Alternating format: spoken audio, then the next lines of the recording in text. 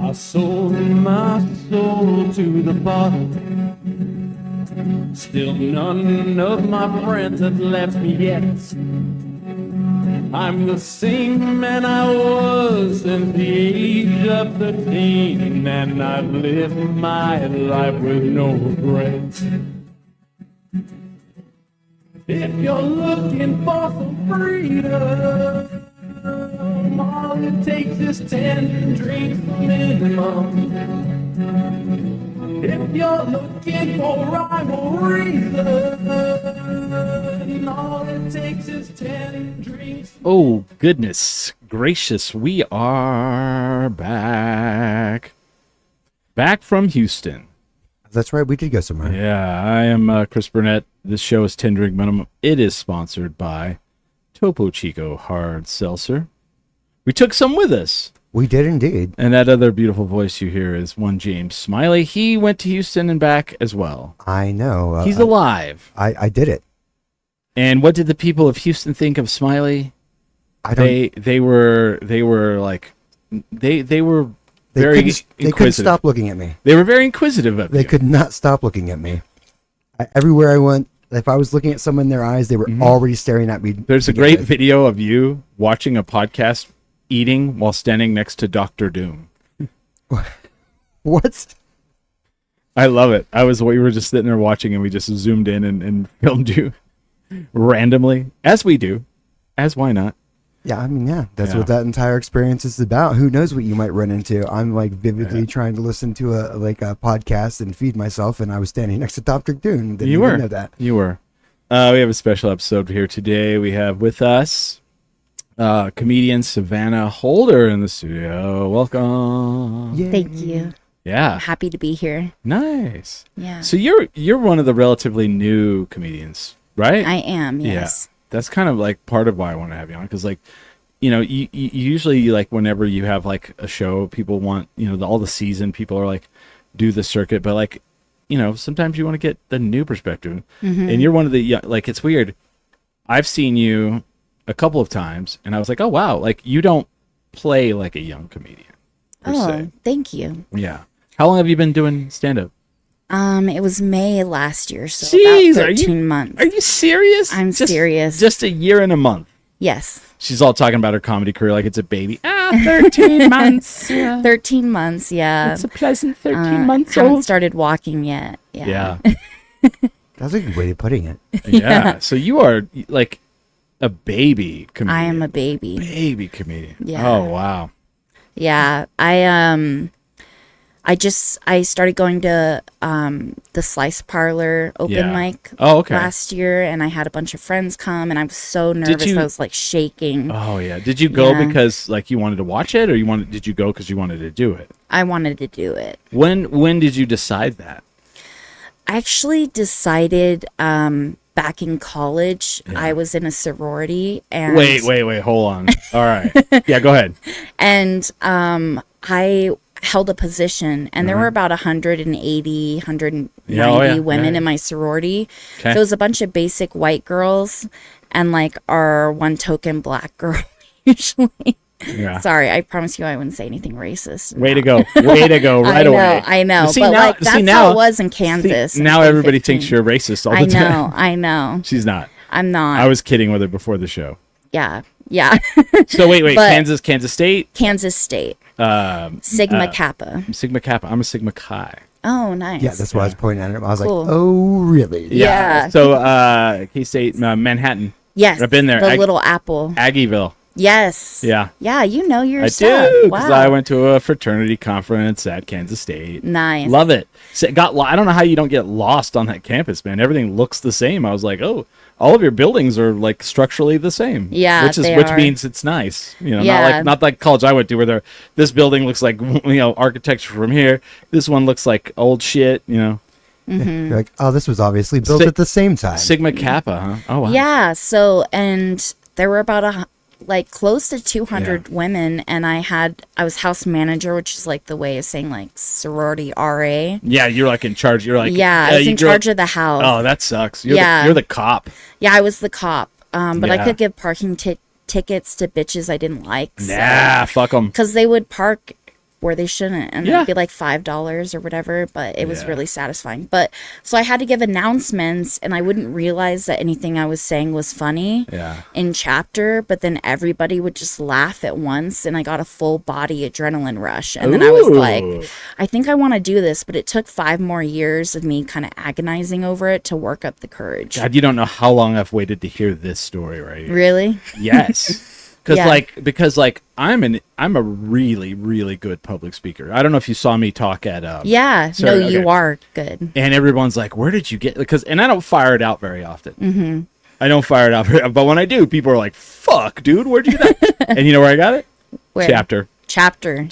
And like, people don't understand, like, they think, oh, you're in a fraternity or sorority, you guys just paddle each other and hazed and like, you know, drink yourself in oblivion, and they don't realize that there's like really... That's only part of it. Yeah. Correct. But I mean, they don't realize that there's a real business aspect. And I mean, there's definitely people in the fraternity or sorority that just are surface members. Then they're just there. You know what I mean? But if you're ambitious and you want to be, you want to move up and you want to do things, you have to like learn, like, how to maneuver. Oh, yeah. In those worlds. And you have to, and then when you get out, you realize, oh shit, life is like this. It's kind of nuts. And like other things, like, I don't know, I guess fraternity recruitment isn't really like this, but like sorority recruitment was like speed dating for friends. Oh yeah. But like you had to convince them to like you and that you weren't weird or anything, which I failed at several times. My mom was an AD Pi, Alpha Delta Pi. Oh yeah, I know AD Pi. Which was the top house at Kansas State. And I just remember I got invited back for Philanthropy Day because I was legacy or whatever. Yep. I think that's the only reason why. And they had like cornhole, and I tried to do like a behind the back shot with the beanbag, and I missed terribly, and then I got cut. Oh no! Then like when you went to Sigma Kappa, did you like hate them? You're like, they're our rival. No, I didn't hate them. Who was your rival? We didn't really have a rival. Who was the hated one on campus? Come on, there's one. They're AGD, Alpha Gamma Delta. Ooh. But they just started like when I was in school, so they're really new. So they're the lowest rating. Honestly, Sigma Kappa was one of the lower. Yeah, tiered. for us, it was Kappa Sigma. We were like Sigma Chi is like large everywhere except my campus. We were like which is weird because we were like the Animal House, like crazy people. And then we would go to like the fraternity conferences, and like all of our brothers looked like the Kappa Sigmas at our call. And we're like, wait a minute, this is weird. Yeah. But that's pretty cool. You would get in front of the chapter, which is a lot of people. I mean, if they all showed up to the meeting. Like you probably... It is a lot of people, yeah. And I mean, I'm sure there were... So here's what I probably... Like, and you can tell me if I'm wrong. You probably had about 50 to 60% that showed up on a regular basis, probably, right? And then like once or twice a year, you would have almost the whole chapter, and it'd be fucking ridiculously big. Yeah, it's crazy like that, Yeah. And I think your dog likes me. She does, and that's good. No, it's good. It's very good because she's not going to bark during the show. Yeah, she's leaning against me. So you got up in chapter, and you were funny, but not on purpose. It's very accidental for me, but then I'm trying to figure out how to harness it and like utilize it better. To be honest, I don't write anything down, and I don't rehearse any jokes. I just kind of wing it every time I get up on stage, pretty much. I love that. Wow. Yeah. Yeah, do you and you've been doing it 13 months. Do you? I mean, how often do you bomb? I don't think I've bombed yet. A confession. I don't think I've done like meh, but like I haven't like had a spectacular bomb. And honestly, I want to bomb so I can grow from it and start to do better. But I have not bombed yet. Interesting. Because like bombing, it's I've never done stand up, but like I've gotten up in front of crowds and you say some shit and they don't laugh at it. And then you're like, okay. And sometimes your friend boos you. And sometimes your fucking asshole friend in the crowd boos you. Heckles you. I misread the cues. Yeah. I mean, have you been heckled? By my dad. And then what the fuck? And then one time, with someone that a knows lady was like, I said something, and she was like, "How about telling a joke?" And I was like, "Bitch, I'm getting to that." I was in the like starting to tell a joke. Yeah, it was my Starbucks joke. Actually, I kind of have like a white girl persona, which is pretty accurate. Okay. Basic white girl. Yeah. But yeah, the joke is just that I go to Starbucks, and I like. Do you know what a dirty chai is? I do. Yeah, with the shots of espresso. So I like to get it with 5 shots of espresso, so I can like see sounds and hear colors. You know, I'm pretty sure that's a disorder, but but yeah, so I get it and I order it, and with 5 shots, I'm like, it's a dirty little filthy whore slut chai. Yeah. And it makes them uncomfortable for some reason whenever I order that. They can call HR on customers too. I didn't know that, but How does that work? Yeah, it doesn't. That was just a joke. All right. I was like, man, this world's all fucked up. They're Yeah. like, they call your job. They're all, we're calling your job.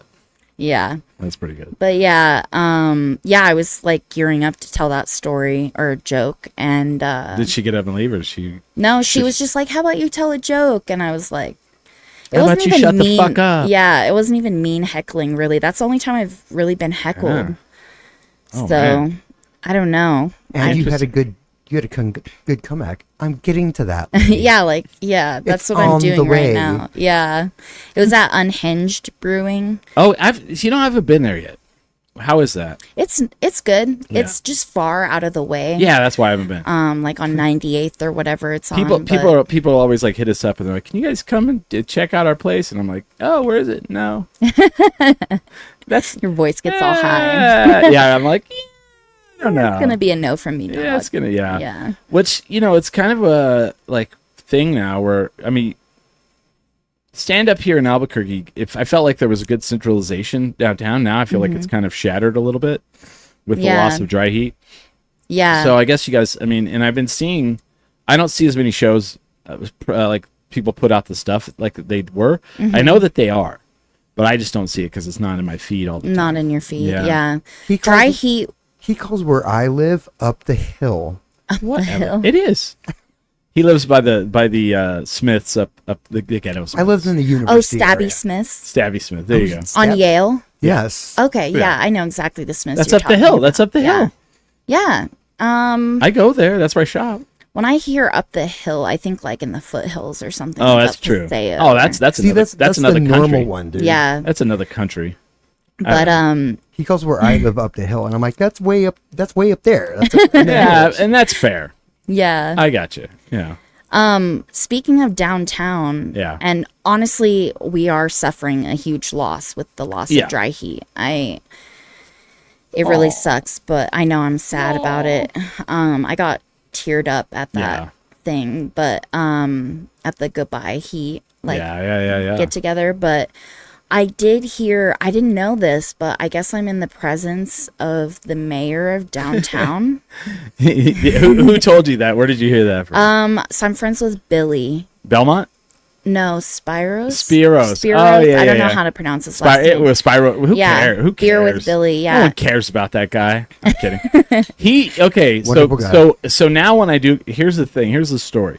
So when I do go downtown, there are definitely people who call me that.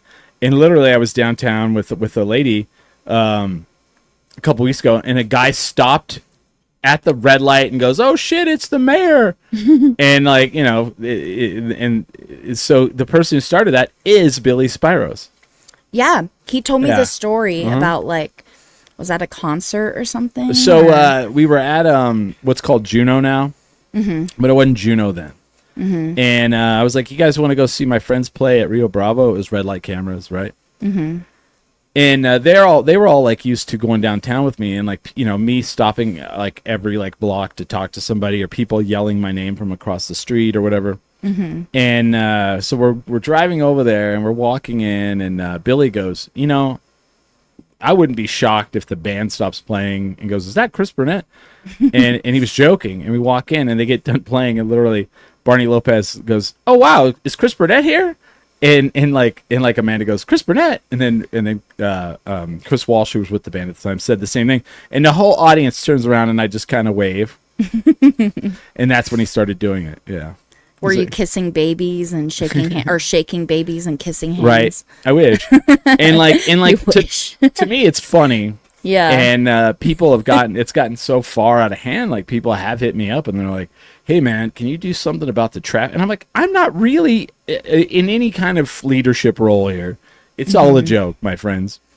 And it just cracks me up because like people take it seriously. They're like, "Well, you are in a position where you could really say something," and I'm like, I can, I guess, but you know. Can I be honest with you? Sure. You want to know my first impression of you? What's that? Well, obviously the glasses. They're giving 2012 hipster, Hell like yeah. mustache hanging from them. Fuck yeah. Yeah, but I was like, he kind of gives. Well, you seemed very observational and like quiet, from my interactions with you, but like you just gave me. It's the glasses. It's purely the glasses. Silicon Valley tech startup, bro. No, I know. Yeah. You look like. I don't know. It's funny you say that. Yeah. We're gonna get into some of that too. but- Really?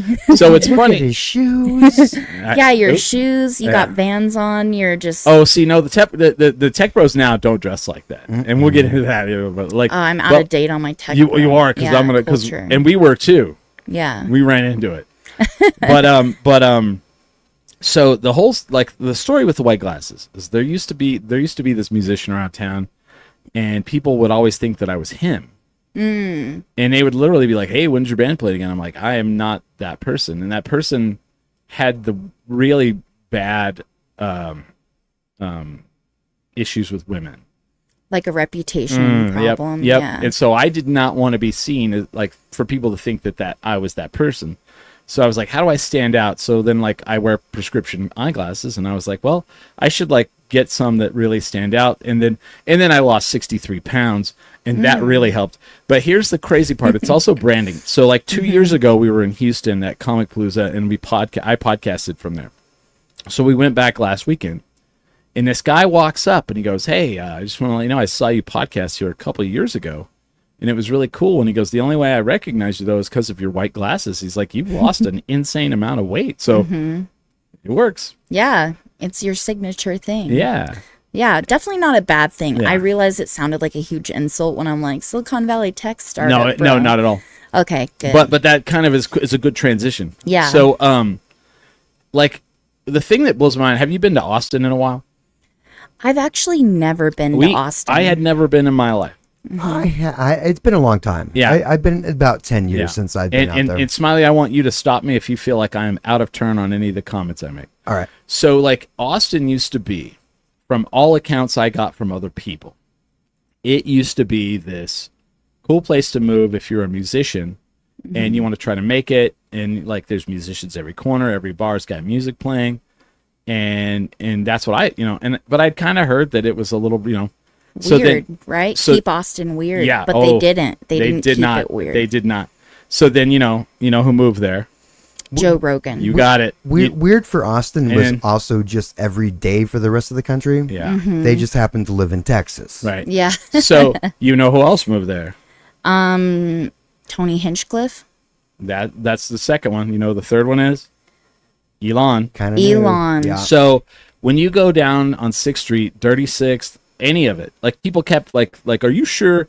Smiley and I went everywhere on 6th Street, right, Smiley? Yeah, we went like up and down. We had to go to like side streets until we finally like people were like, "Oh, no, no. You want an old place? It's over there." Yeah, and I showed someone who's from Austin who doesn't live there anymore the bar we went to, and they said that's an old Tejano bar. And I said, no wonder we felt welcome. So everywhere you go, so it's no longer this bastion of music anymore.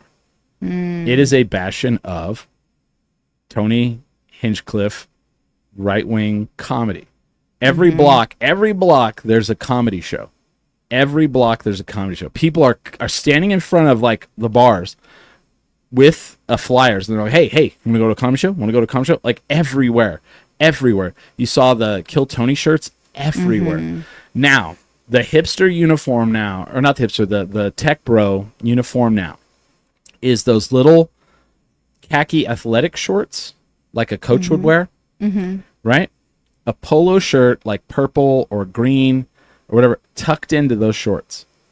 Oh, Then that sounds hideous. white New Balance shoes with white socks that came up halfway to the calf, and then the little mustache that's like waxed. You would like literally, we saw packs of 30, Oh, but they're Wow. jacked. and they're all like They are jacked. Yeah, Wow. everywhere. Like clones of clones everywhere. And everyone looks the same. And they're Everyone looks all the same. eating They with their must circle parents. jerk a lot. A lot of them with their parents, like their With their parents would be with them. Yeah, it was very weird. Like I have a picture, and I'm like, my friend lived there, and she was like, "Is that in the Casino El Camino bar, which is like a fucking punk bar?" It was like Launchpad. Okay. Imagine being in Launchpad, and there's a bunch of like couples with their parents, and everyone is dressed like I just pointed out, dads, sons, and then Crazy. and then the women with the big brim hats. Wow. Awful. That does sound awful. That sounds like my own personal hell. It was personal hell. actually. Like I was like, This- I hate this. The staff stopped to talk with us. They're like, "Oh wow, Yeah. you're regular people. Can we talk with you?" Yeah. We're And, not- and we started talking to this guy in the Casino El Camino. He was like, he worked there, and he looked like us. And as we're talking to him, like the rest of the staff would come out, and they just kind of all like congregated all where we were all. And then they were like, "Oh man, you guys want Austin?" This saying he missed it. They're like, "You want the old Austin? You need to go to this bar. You need to go to this one." And we were like, "Wow!" And they were like so excited that we were there. Like it was crazy. It was weird. And we left, and like everybody's like, "Oh, did you love Austin?" I was like, "No, I did not. I did not like it." You know, when you first said Austin, Uh-huh. my stepbrother, well, my mom is getting remarried this September, and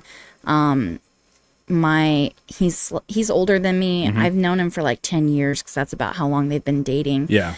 He actually works at Sister. You might know him, Austin Morell, and then his Yeah. girlfriend Kelly. Yeah. Oh yeah. I know yeah. Austin real well. Yeah. So when you were saying Austin, I don't know Oh, yeah. why, but and I was like, wait, does he know Austin? And it I do. turns out you Yeah. do. Oh yeah. So I know Austin and yeah. Kelly.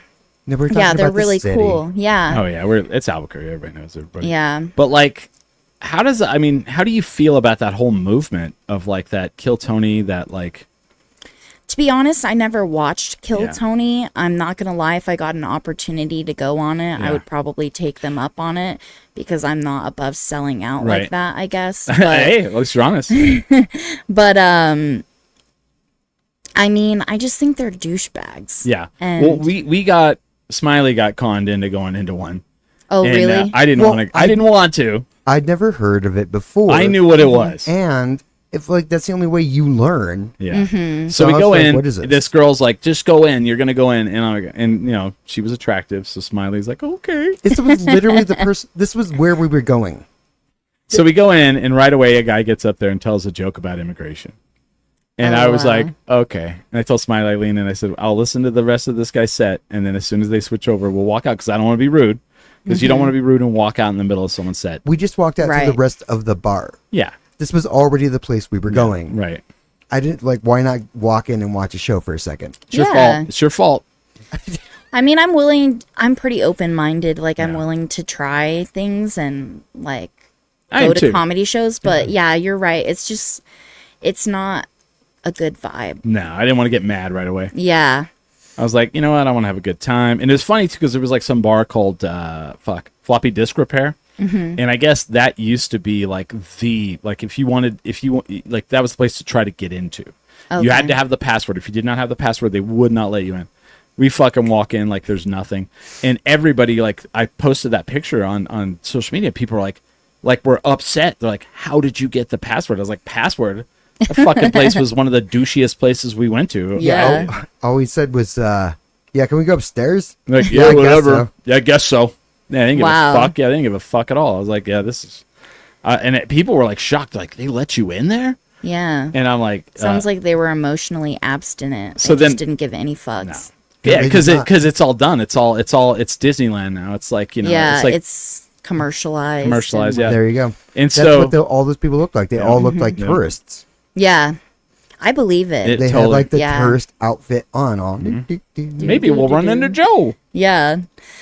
Yeah. I actually, speaking of Austin, I wanted to circle back. I know Let's do it. No, do it. Let's do it. He has a really good idea for a comedy show, Okay. like a good concept. He wants to do at Sister as the venue. I don't know if I should be saying this on a podcast, but then now- don't. If you don't record. but I've that. already kind of like Oh, you already. Yeah. I already got into it, so Yeah. I'll just ask for forgiveness rather than Oh, yeah. permission, maybe. But he wants to do a rockin' roast. Mm-hmm. So he's really in the music scene. He's in several bands himself. And so he wants to do like 3 bands. They play 3 songs each, and then 3 comedians roast them. Yeah. So like a comedy music kind of fusion. You and I talked about this.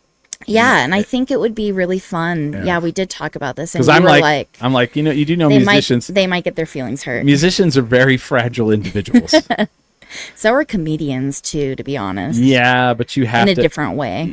You have like when you hang out with comedians, you're gonna get shit, and you're gonna give shit. You know, and that's the love that's shown. I don't know how to explain that. Yeah. You know, It's scary. That's all I know. It is Yeah. scary. I was never raised like if people were mean to me, that meant they liked me. Oh, yeah. Like, and now a ton of people are like that now, and they just give me shit. I'm very bullyable, yeah.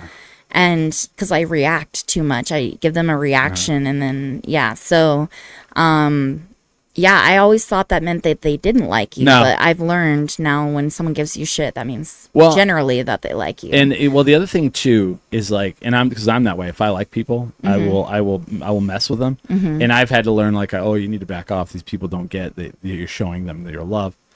And musicians though, it's like, I have to really like. It's funny because like I've been around long enough that sometimes a couple of them will, hey, can I have a beer with you? And I'm like, sure. And like a couple times that, they're like, can I ask for some advice? And I'm like, sure. They're like, well, these people are talking shit about us and this person's talking shit about us. How am I supposed to take that? And I literally told them, I said, well, if they're talking shit about you, that means that number one, that you live in their head. Number two, they think you're good enough or important enough that they should. I said it's when they're not talking any shit about you at all. That's when you're like, should be worried. yeah. And that's the case. It's like if if I see somebody and I say a bunch of hey, you son of a bitch, get over here, like Yeah. like my friend Ming, like we talk mad shit to each other, and to the point that it's frightening to me. he freaks out. I don't get it. I'm all like, It's also an East Coast thing. are I you think. guys fucking Yeah. pissed at each other? I don't get this. Yeah. Like Sunday I was supposed to host a panel at the Comic-Con thing, and I go up and I'm in the media room, and I'm talking to the lady who like set it all up, and she's like, so have you done a lot of these? I was like, oh yeah, I've done a bunch. And I was like, I like to focus a little bit, but Ming, he'll come around and be like, oh, you got to interview who? And I'll say blah, blah. And he go, oh, don't fuck this up. And she's Yeah. like, that's mean. Sure enough, 3 minutes later, he walks into the media room. He's like, are you ready for this? You better not fuck this up. And she just starts laughing, and she goes, he said you would say that. And it just, Nice. and he's like, no, I'm being a good friend and telling you not to mess up. Yeah. I'm like, Yeah. thanks. I've learned the hard way probably if I smoke weed, Yeah. I think everybody hates me, like all my friends hate me. I have 3 stages with smoking weed. Yeah. First stage, fun and bubbly. Second stage, I kind of feel like I'm on a boat, like I feel it in my Oh. head.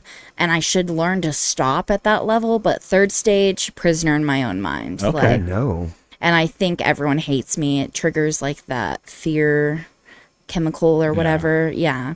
So I don't know why I still smoke weed. I think I like being scared. And I think that's also why I do stand up, because it terrifies me. I mean, that's why people like horror films, yeah, I mean, yeah. And roller coasters and Yeah. things like it's adrenaline and Mm-hmm.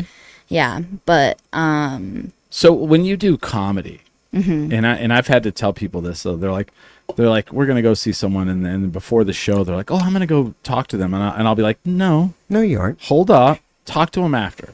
yeah. Are you one of those people that before you're gonna go up, you like are in a zone and you're focusing? No, I'm kind of one of the people that is annoying other comics by talking to them while they're looking at their notebook and trying to get in the zone. And they're like, Savannah, Yeah, I'm very they're like, I'm trying to they're usually very polite. Yeah. Like Gian Hernandez is a good one. Okay. He'll be like in the zone and he just kind of like discreetly excuses himself, or Yeah. he'll just go somewhere else. And I pick up on it. I'm like, oh, okay, yeah, I was yeah. being annoying, but And most performers are like that. yeah, but no, I don't. Yeah. My zone is kind of being a little scattered and like talking a lot and being a little Wow. awkward. Yeah. I think it actually works in my favor too. Being a woman as well also Yeah. works in my favor because I think it's a lot about likability and relatability, Right. obviously. Right.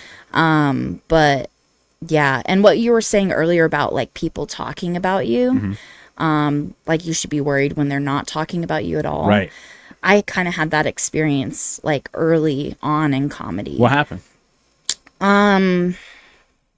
Basically, so I went to the Funny Fiesta. I got into the Funny Fiesta Oh, and I okay. had a really good show, and there was a scout or something, and I got booked at Quezada's 6 months into Oh, comedy. sick. And it was sick, but it was definitely not an opportunity I was ready for, and I do worry that I flubbed it a little bit because I had no hosting experience Mm-hmm. either, and they wanted me to host. Oh, Yeah, and there was a couple of, like the MCing's a little different. Yeah. Than Yeah. yeah. I mean, And, it's like- like your material. Now you're like, hosting Yeah. and trying to keep the energy up, and I had no experience. So it rubbed several people the wrong way, kind of like big fish in the small pond type vibes, like boys club kind of. Oh, yeah. And they were not happy. And like one of them was like, yeah, you should back out. You should email them and back out. And he had never seen me perform. And then he was like, I'll be at one of those shows, like almost threateningly. And then as I'm on stage at Quezada's on the second night, he texts me and like Facebook messages me, and I don't even know if we were friends. And he was like, this room's pretty full, huh? And I was like, Just trying to get in your oh head. shit, you're here. And he was like, yeah, way in the back. And I was like, cool, like enjoy the show. And he's like, does Maddie do meet and greets, which was the headliner from Wild and Out, the TV show, and like MTV's Wild and Out. I don't Yeah, know no, if I you know it. you Oh, know what it is. I'm very Yeah. aware what it is. Yeah. Okay, and yeah, and then I was like, yeah, she does meet and greets, and he's like, cool, like COO, and then yeah, just like. And then he won't follow me back on Instagram. Well, it's not a big deal. Like, it doesn't matter. But So that's bullying. yes, yeah. That's not.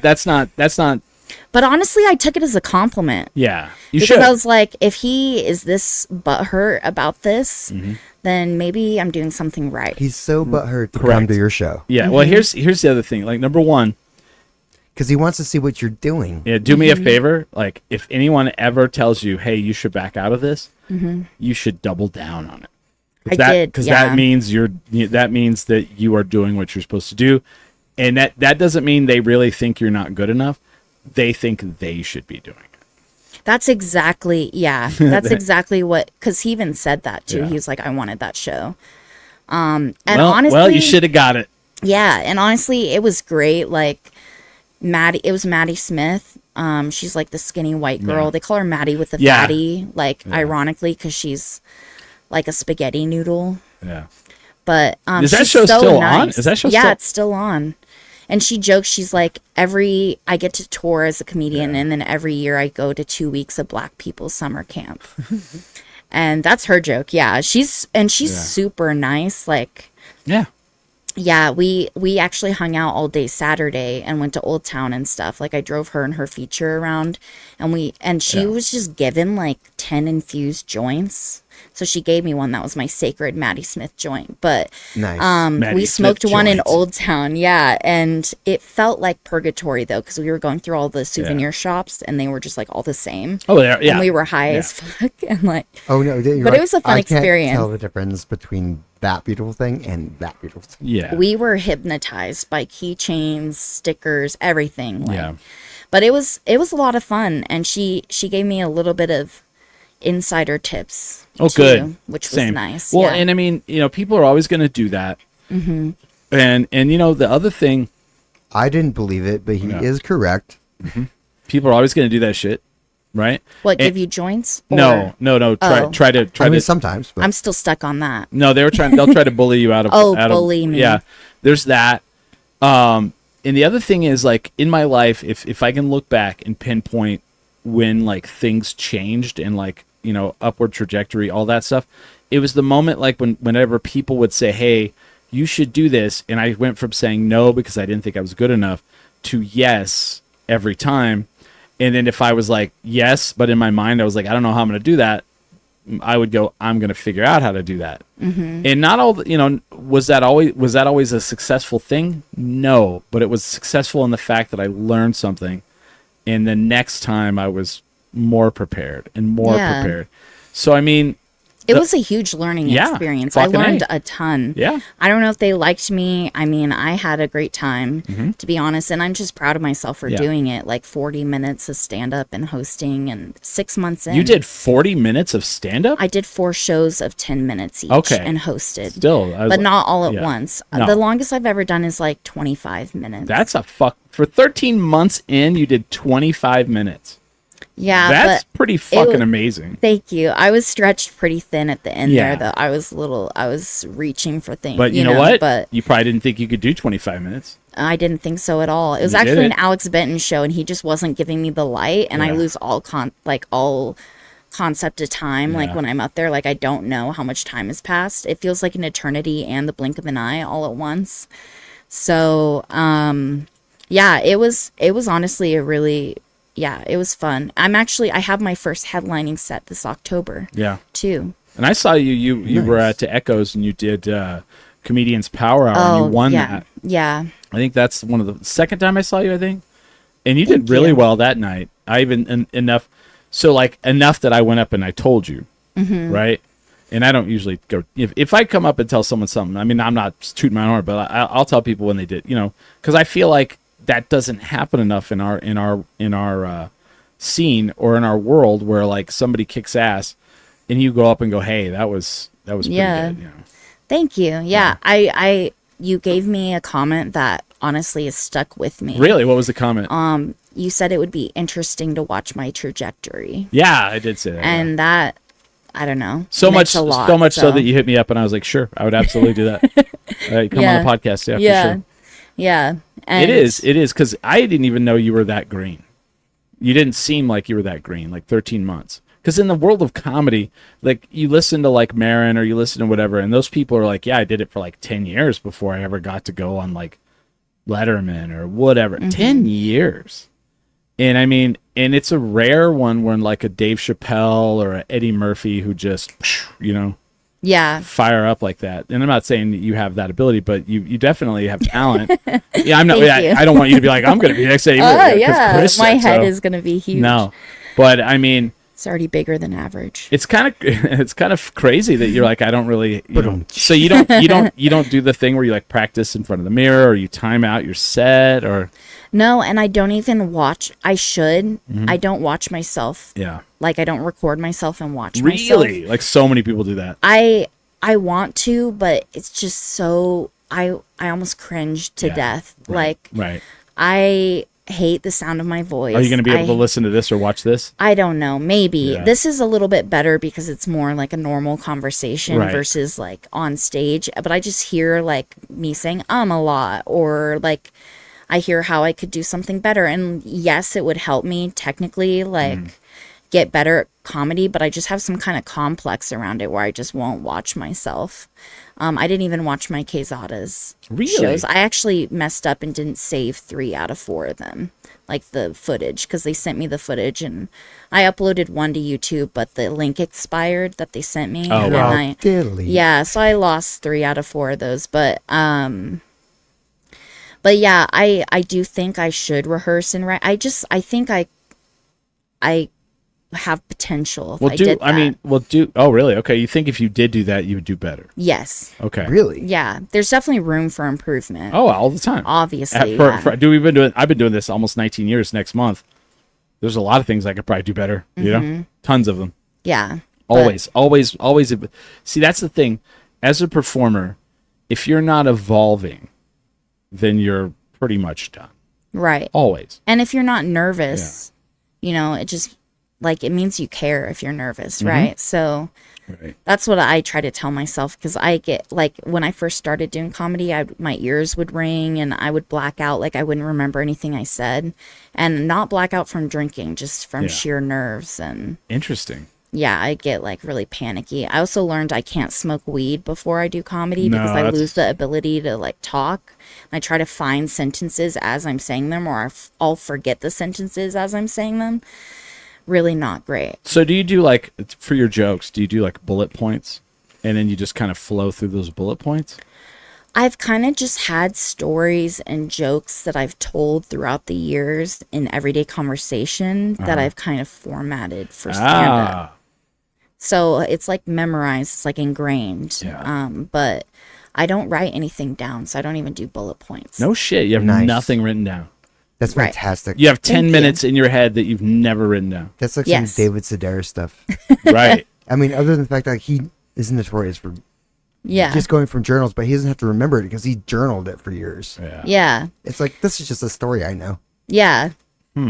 Exactly. And yeah. And I have some upcoming shows too, that I wanted to plug a little bit, if that's okay. Yeah, you sure can. So I'll be on the First Fridays comedy contest again, August 1st. Is that Rusty's? That is Rusty's. I love that show. It's so fun. And then the one I'll be headlining in October is Turtle Mountain with Eddie Stevens. Do you know Eddie Stevens? Jacked British dude. Oh, yeah. I've met him, yeah. Yeah. So he...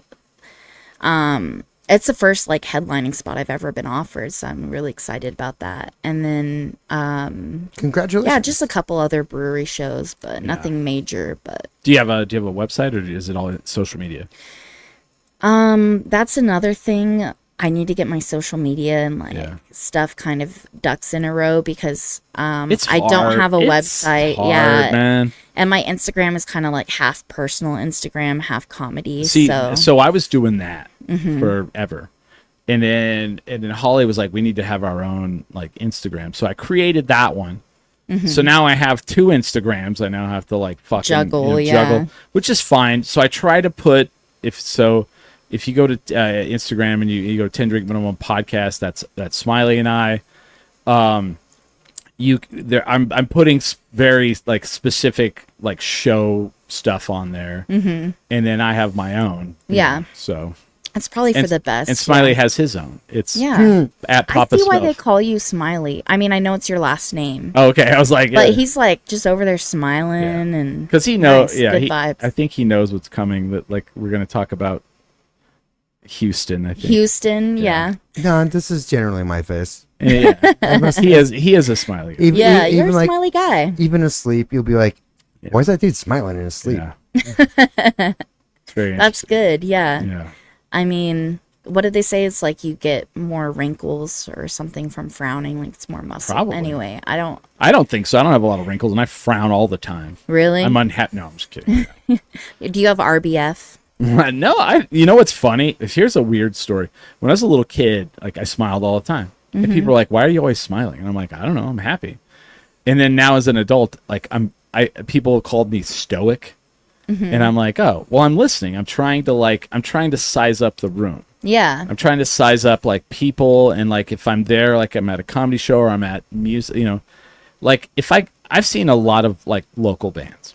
And like I'll go to Launchpad and I'll sit in the end booth, and people are like, you don't get up to watch the bands? And I'm like, I can hear them from here. Yeah. Now it's the best place. It's the best place. And I could sit with my friends and we could talk, and it's a great, like, almost like a sitcom thing where like, it's that booth where people slide in and out and we all have conversation. And if you're there, you'll slide in and we'll have conversation. Now, if there's a band that I'm like, oh, and I get up and I go watch, that means I'm like, this is pretty good. Yeah. That's a compliment. Yeah. Yeah. Something like that. Yeah. But cool. And everybody's like, you don't smile. And I'm like, well, it's the poker face of life, I guess.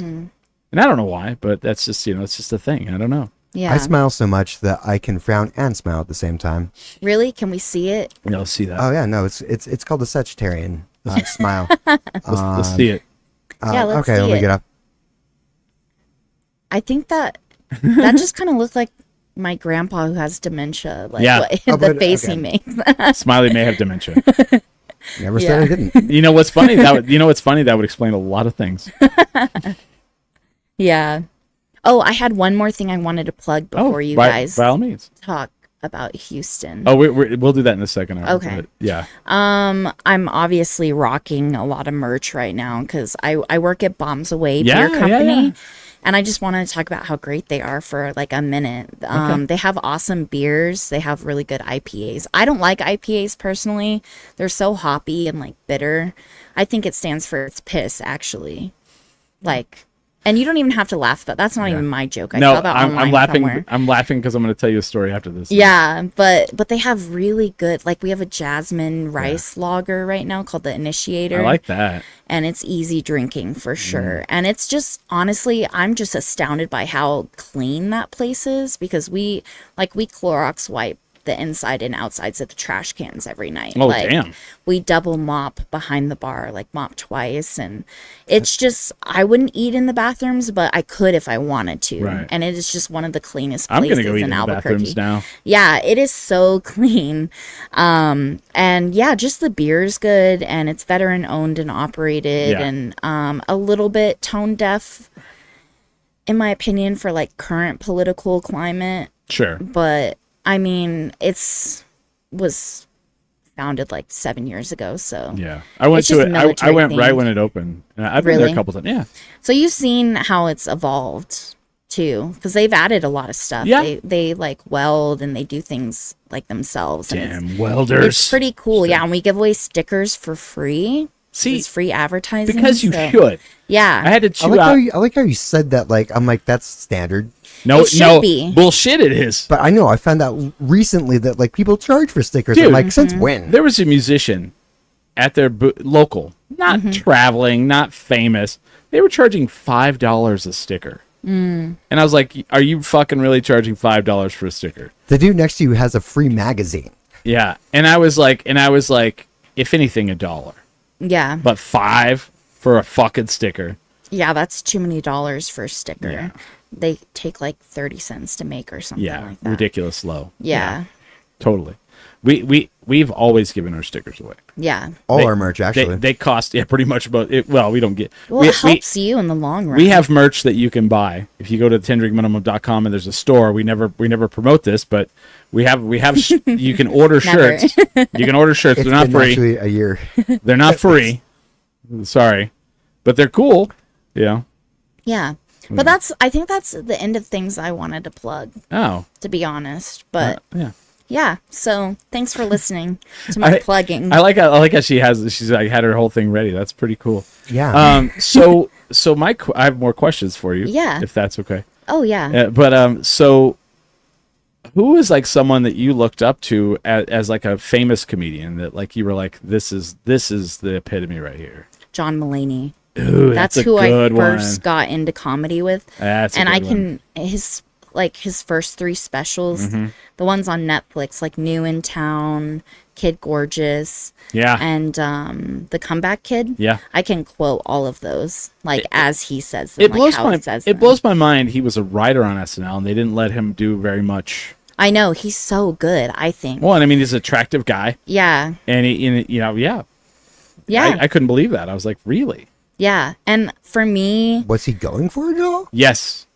yeah. Okay, that does seem weird then. And he's had cameos on it since. Right, like right. with He did the character where it's like Yeah, he Bill Hader's, Yeah, so like, he was the piss lawyer. Yeah. Yeah. Yeah. And he wore all leather.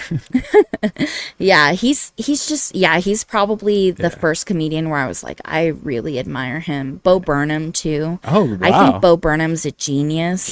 I do worry about him. Yes, I was about to say that. I think he's a genius as well, but I also think that dude goes into the darkest regions of his mind. Yeah. Yeah. Definitely. After I watched Inside, I was like, someone needs to check on him. And You were like, this is brilliant. Just Yeah. somebody go check on him. Yeah, brilliant yet concerning Yeah. for sure.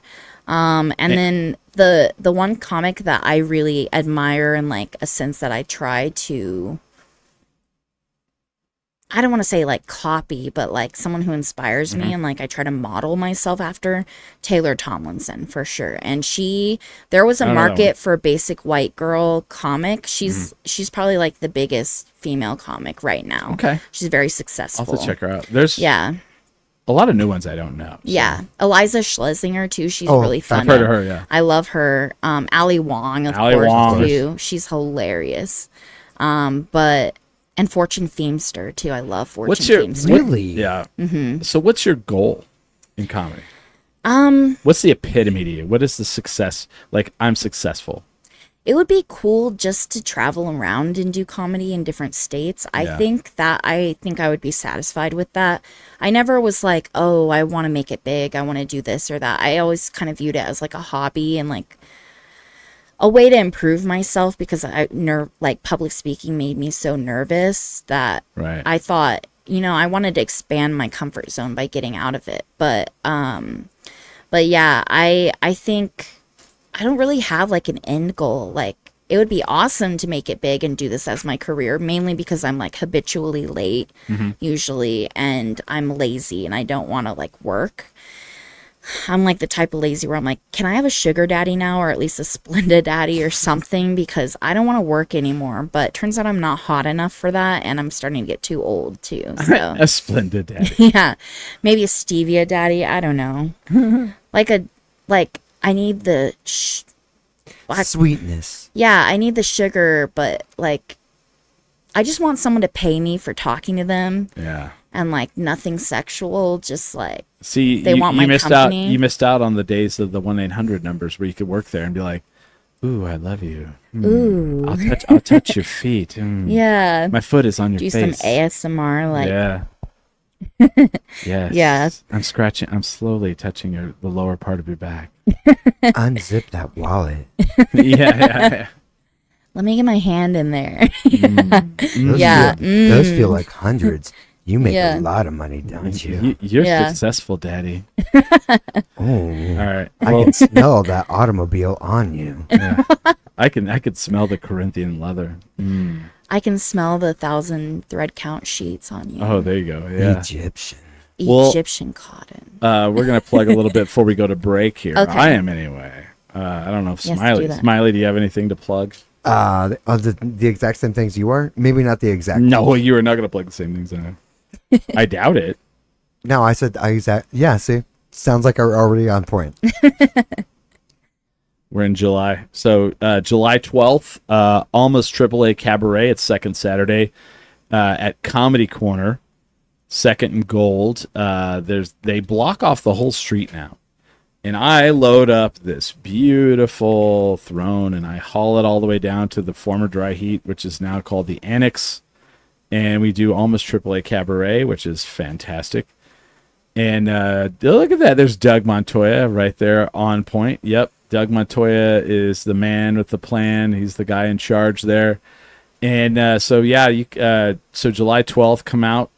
I think it starts around 5:30. They have like food trucks. He says it was always the Annex. Okay. Well, yeah. All right. I wanted to point that out, but I didn't want to. Shut up. You didn't know that. Yeah, I did. That's what it's always been called. Anyway, there's food trucks. There's like some vendors, and I think last time they had ice cream. Every once in a while they have ice cream, and there was a person there that had ice cream, and it was oat milk ice cream. Ooh. Which is good. I like it. Then on July 19th, Duke City Championship Wrestling come out. I think it's going to be back at the El Rey. They did it last weekend while we were in Houston. I wasn't there, but I believe it's going to be back at the El Rey. I'll get you more information about it.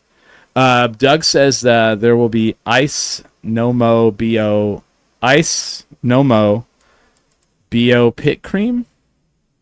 That doesn't sound good. I don't know, but Ice No Mo BO Pit Cream. All right, sure. Sounds great. Sounds fantastic. I'm sure it's great. If they have oat milk ice cream, I'm in. So how did he know my get ready routine? That's my.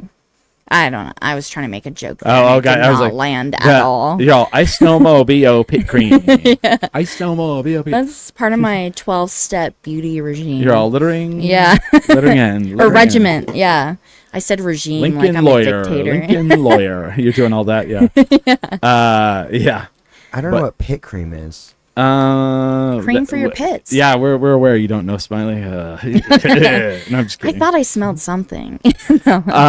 Oh gosh, remind me about that when we come back from the break, and I'll. Okay. We'll talk about the Comic-Con and the body odor, because there was a definite situation at one point. A noticeable stench. Yeah.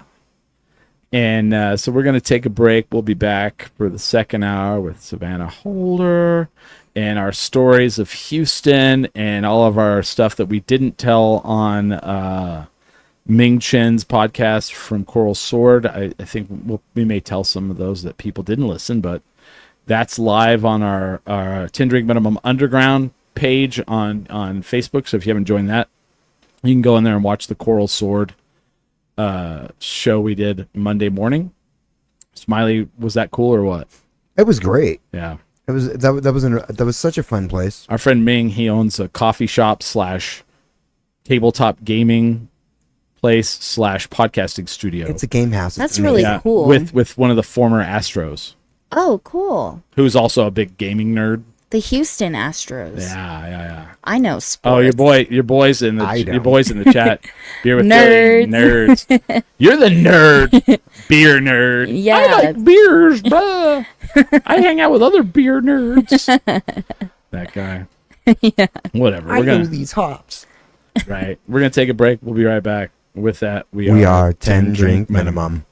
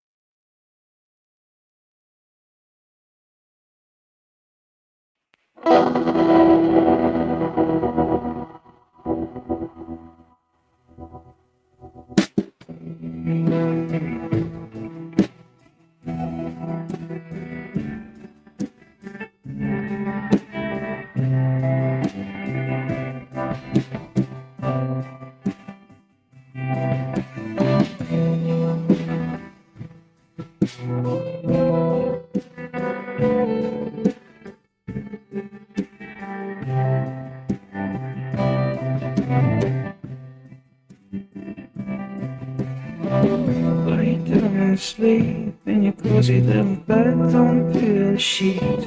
Somebody call, don't be afraid.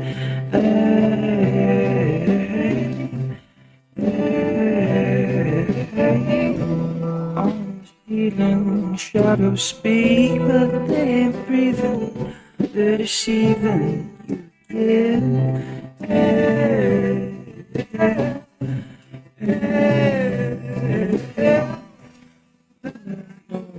Oh, Greeks, even when there's no one around. Oh, oh.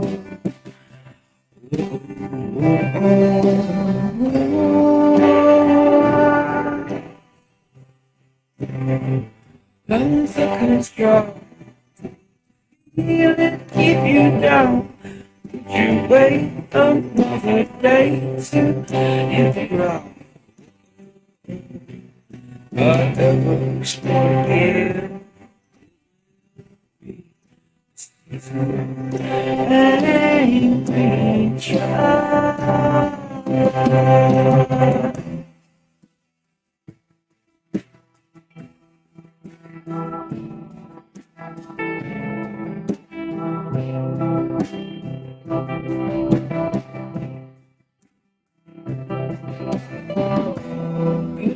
Curtain, shine a spotlight on the forehead. You absorb the sweat.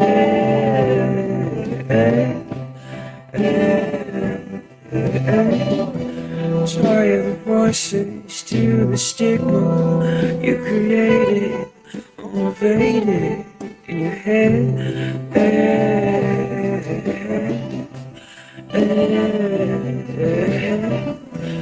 And I know the flow creaks even with there's no one around. Oh.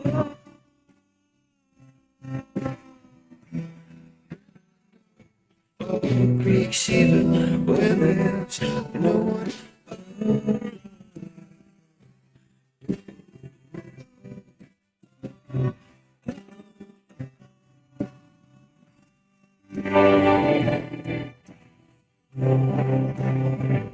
Under control,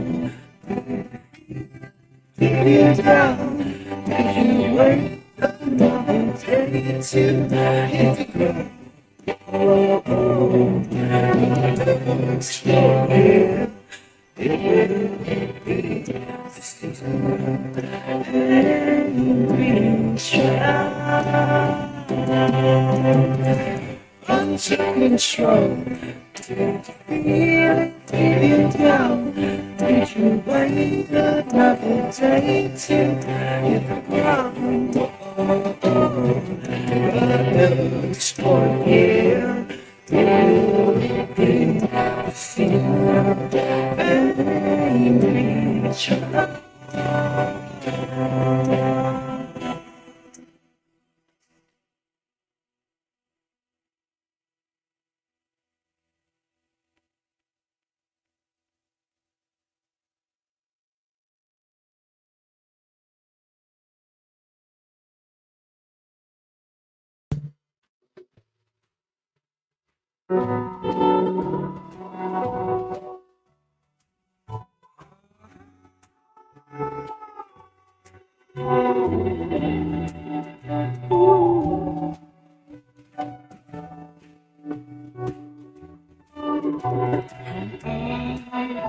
Supposed to live without you.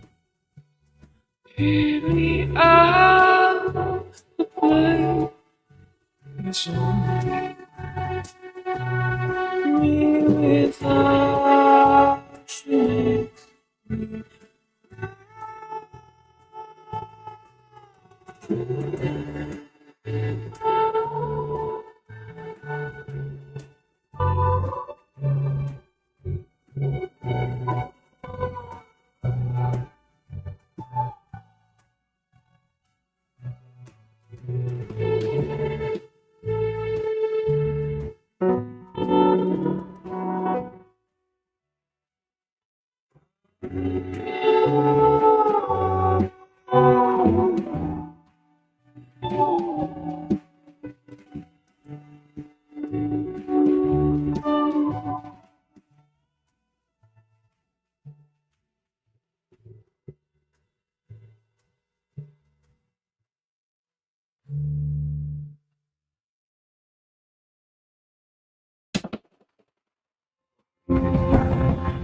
Like a whisper, the music violence we understand.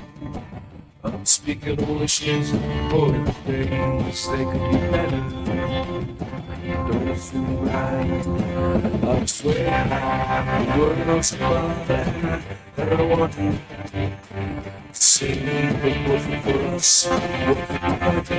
How do we do that? Take a breath, our backs are still to starting. The days next to your sleep.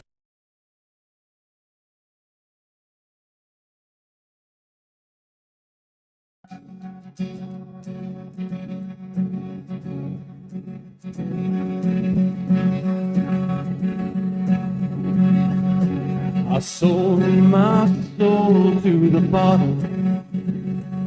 Still none of my friends have left me yet. I'm the same man I was at the age of 13, and I've lived my life with no regrets. If you're looking for some freedom, all it takes is 10 drinks minimum.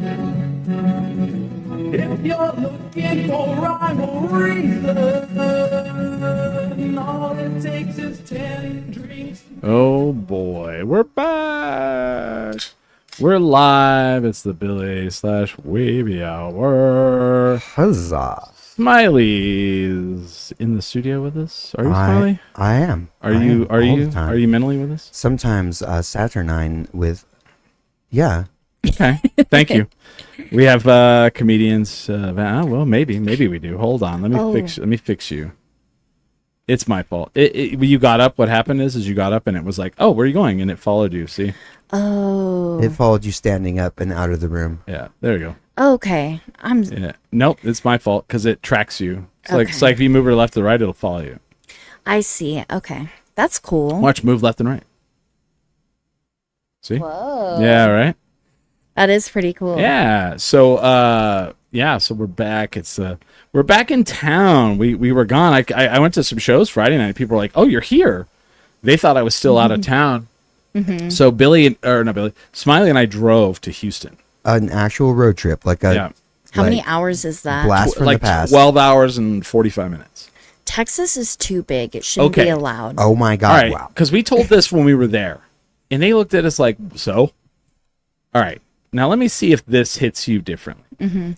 So from Lubbock, Texas, which is like next to New Mexico, Right to Houston, we only saw 2 license plates that were not Texas. Is that crazy or what? It is crazy, but also it doesn't surprise me because Texas is like the most brand loyal of the states. Like Texans fucking love Texas. Well, but I mean, like here, there's no way you're going to drive from Clovis, New Mexico to Farmington and only see 2 license plates from other states. Impossible. Maybe people try to stay out of Texas. I think that's where we're going with on this. Like, that many people are like literally driving around. You'll see Arizona, you'll see Colorado, you'll see Utah, you'll see Texas, you'll see California. In our state, in our state, like we only saw 2 other vehicles. You'll see Texas here too. That is kind of crazy. Yeah, I see. Texas, I'm picking Louisiana. up what you're putting down now. Yeah. Also, Lubbock, Texas, unfriendly as a motherfucker. We on the way there. Unfriendly as fuck. On the way back, unfriendly as fuck. Unhelpful on the way back. Unhelpful. Yeah. I think that guy was he was trying his best, but I mean, I'm not gonna lie. I did a thing. I Karen'd. I saw it. I Karen. Smiley watched me have a meltdown in a Quality Inn, which is improperly named. The filthiest, one of the filthiest motels I've stayed in my life. Yeah. So our friend Ming was like, "Oh, you guys don't know where you're staying Monday night?" And I'm like, "No." He goes, "Download this app. It's like after 5 o'clock, they just want to fill rooms, so you'll get like cheap motel rooms." So we do this, and we get a room for like because it's after 5 on a Monday night. No one's got if they're not filling up, then so we get a room for $57. The initial asking price was like 70 something. Yeah, and the qualification said solid. Maybe solid isn't as good as basic because I don't understand the vernacular on this app. So yeah, it said like 4-star, solid. We get there, and the guy's like, "What's your name?" And I tell him my last name, and he says, "What do you call me, Lillian?" Oh yeah, Yeah, and he's like, That was "Lillian," and I was like, "No." Chris. So I tell him my first name, and he's like, "No, I can't check you in." It's like 12:30 at night, and so I'm like, "Okay." This is the only employee I'm sure there. Yeah, so I have to call the app, the number for the app, and like tell them like they don't have my reservation. So they call him. They So- have his reservation, but it has the wrong first name. has wrong first name. I had Lillian. Yeah, the app people have the right fucking first name. Oh, okay. And so they call him, and they're on the phone with him while we're staring at him. And the dude is rude as shit, like absolutely rude. And the whole time I'm like looking down, and the carpet's like rolled, like you know how it's like the hotel lobby set up kind of like a living room, like they do, but the carpet's kind of rolled up a little bit, and there's just dirt. Like you can just see dirt underneath the carpet where they don't even lift the carpet up to vacuum. They just clean around the carpet. And I just I'm getting livid with the guy. Finally, I'm like, he's like, it's 2 a.m. And he's like, well, I think what we could do for you. And I'm like, all right, we have our room booked. We already paid. He's like, what I could do for you is we can give you the room, and then you just come settle it up with the manager. And I fucking lost it. I was like 2 a.m. I'd just driven from Houston, Texas straight to Lubbock. I don't even know how many hours. It was like 8 hours I'd driven. Yeah, about, and we made good time too. Made good time. And we got a flat on the way. And a flat. Wow. Yeah. Well, Lubbock or hate it. Lubbock or leave it. Lubbock or leave it. That was way better than what I said. No, well, that Damn. was so no, that was so no, that's a song. That's a song by the Chicks. So were they formerly the Dixie Chicks? Natalie Maines is from Lubbock, Texas, the lead singer of the Chicks. Yeah. And when she came out against George Bush, they banned her from her hometown. Wow. So she wrote a song called "Lubbock or Leave It." Wow, I didn't know that. Oh yeah. I love it's hard to call them the Chicks, Right, honestly, right. but it's hard, but Because it sounds Which Yeah. also sounds awful. Yeah. Hey, do you listen to the Chicks? Yeah. yeah. I actually have a small story about the Chicks. Oh yeah. Okay.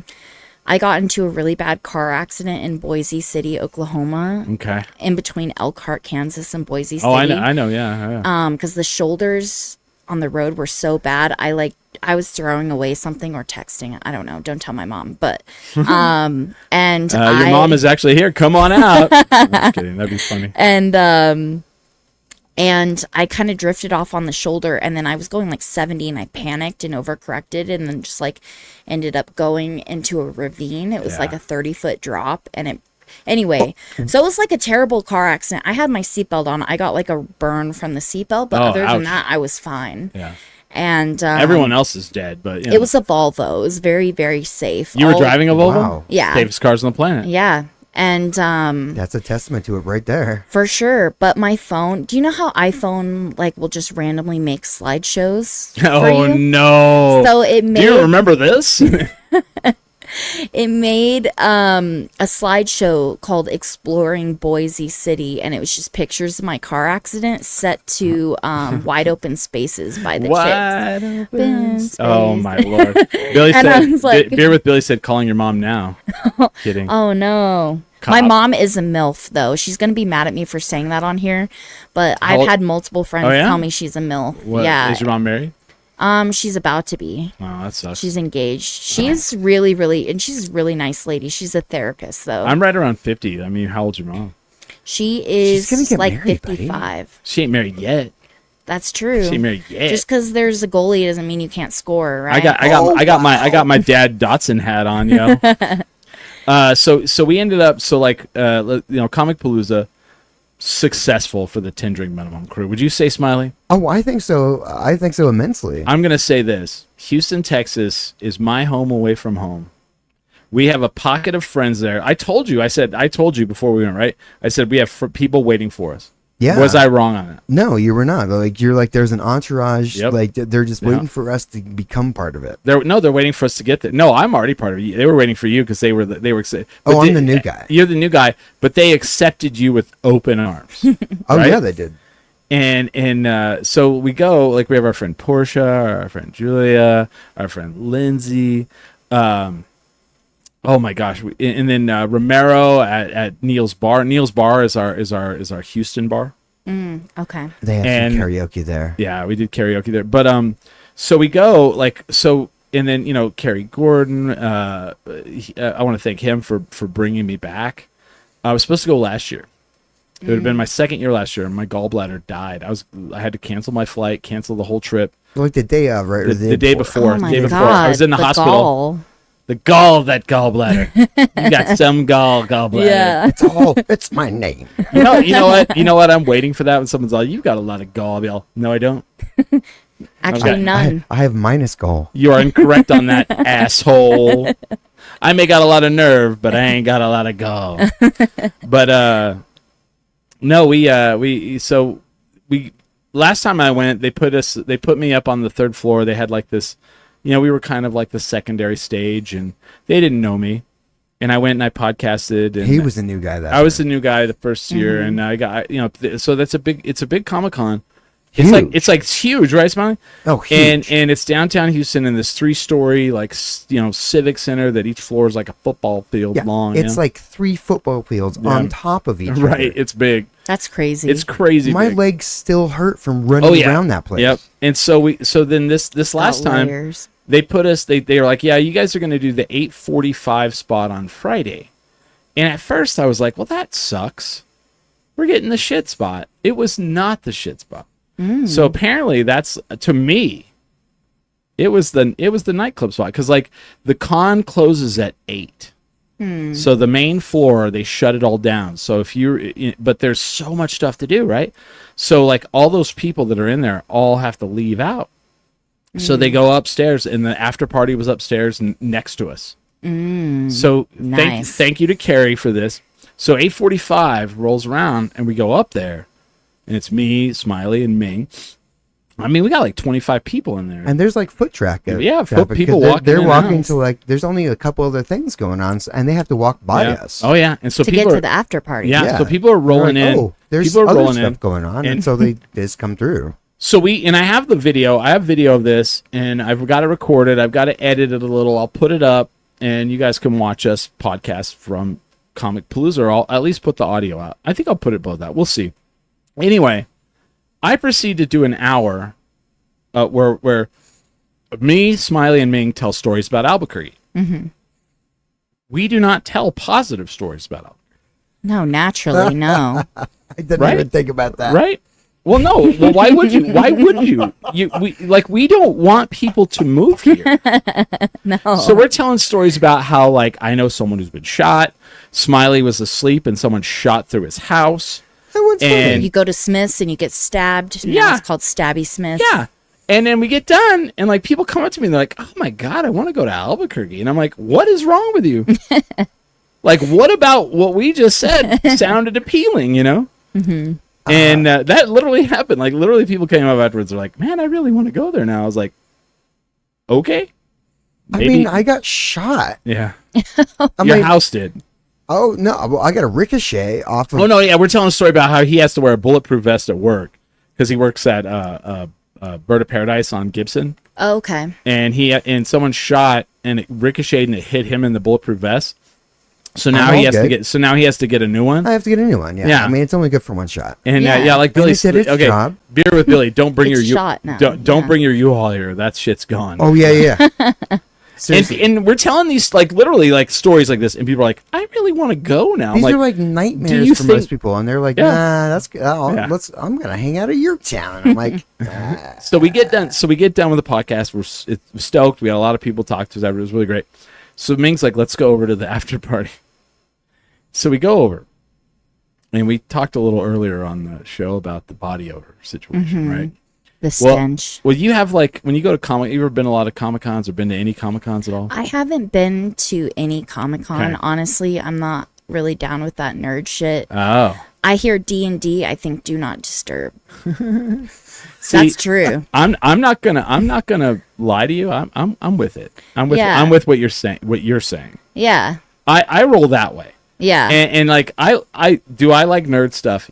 Yes. Do I like Star Wars? Yes. Do I like Lord of the Rings? Yes. Do I want to stand in a place and talk to a guy about it? Not really. And I like pro wrestling. And do I want, and I will stand and I will do it. Yeah. Because I do get into it. But like, anyway. It's just not your preferred There were a couple of times people came up to me and talked to me for like 45 minutes. No, if you want to come and talk to me about here's actually the truth. If it's Lord of the Rings, I'll talk about it. If it's wrestling, I'll talk about it. But it's when it's something I don't know shit about, my eyes just glaze over as people are talking about. I don't know what Naruto is. I don't know what fucking Avatar: Last Airbender is. I don't know any of that. Anyway, a lot of those people don't wear deodorant. They don't go out a lot. Yeah. So we go to the after party where it's I like, could have told you that. I haven't even been there. Oh no. I went to a con. I was at a Comic-Con. It may have been this one here, or it may have been that one there, where it literally had a sign that says, "Please put on deodorant." I'm not kidding. There was at one of them there was a sign. So we go up to the after party, and the after party is like this big ballroom. I didn't notice. I was chain smoking the whole time. He was. So there's this big ballroom, and they're doing like they have a DJ, and like it's awesome. Like they have him on the stage, and they have like these big LED like You're missing like the light up dance floor. I'm not. I was getting there. Let me paint the picture, sorry. man. There's a light up dance floor. The DJ behind them has not only an LED screen, but like they have like these like different like art pieces that are LED and they change and all that, and it's amazing, right? I walk in the door and the body odor goes bam right in the mouth, like no, how dare you try to come in here, you fucking idiot! Like I have my mouth open and body odor just punches me right in the mouth. I'm like, fuck. I was like, oh. and it's Houston, so it's like humid. So it's like humid, sweaty, nasty body odor. It. Yeah. You taste it in your mouth, like it leaves a little film I don't think in the roof of your mouth. I don't think I was dry the entire time I was there, man. So we get in, and like the whole room is like one. It's like one Take big a shower and just wet the whole rest of the day. It's one big room, and so Smiley is always like 30 steps behind all of us because Ming Ming's walk is like some people's jog. Oh yeah, dude. He's fast. He can roll. He Ming's business. I like that. Thank you. So we get in there, and like literally over to the right, there's like a main bar where there's like a line of people, and over to the right, there's just literally like this like roped off area, and it has a small bar and then like a couple of tables and couches. That's the VIP area. It's just roped off. There is no difference other than like there's a divider, and like all of you privacy. all of you filthy people cannot go on this side. So Ming goes over there because he's a guest, and he goes to the security lady and he shows her his badge, and she goes, "This is for VIPs only." And he goes, "I'm a guest. This is above the He's like celebrity. I'm a celebrity He's guest. talent. I'm talent. This is above the that." talent badge. And all of a sudden she clicks and goes, "Oh, okay." And like I'm right behind him, and I just pointed him. I go, "Yeah, I'm with him." And she goes, "Okay."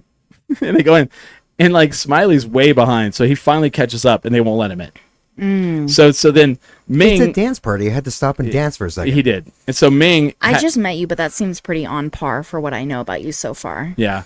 So then Ming is like, "Well, I have a badge for him." And the security lady's like, "Well, he needs to have it." So he hands it to Smiley, and she goes, "He needs to clip it on." It was like, what the fuck? I had to clip it to my lanyard before she left. I was like, oh, like, honestly, like I need to. Everyone watches you do it. You're like a little nervous.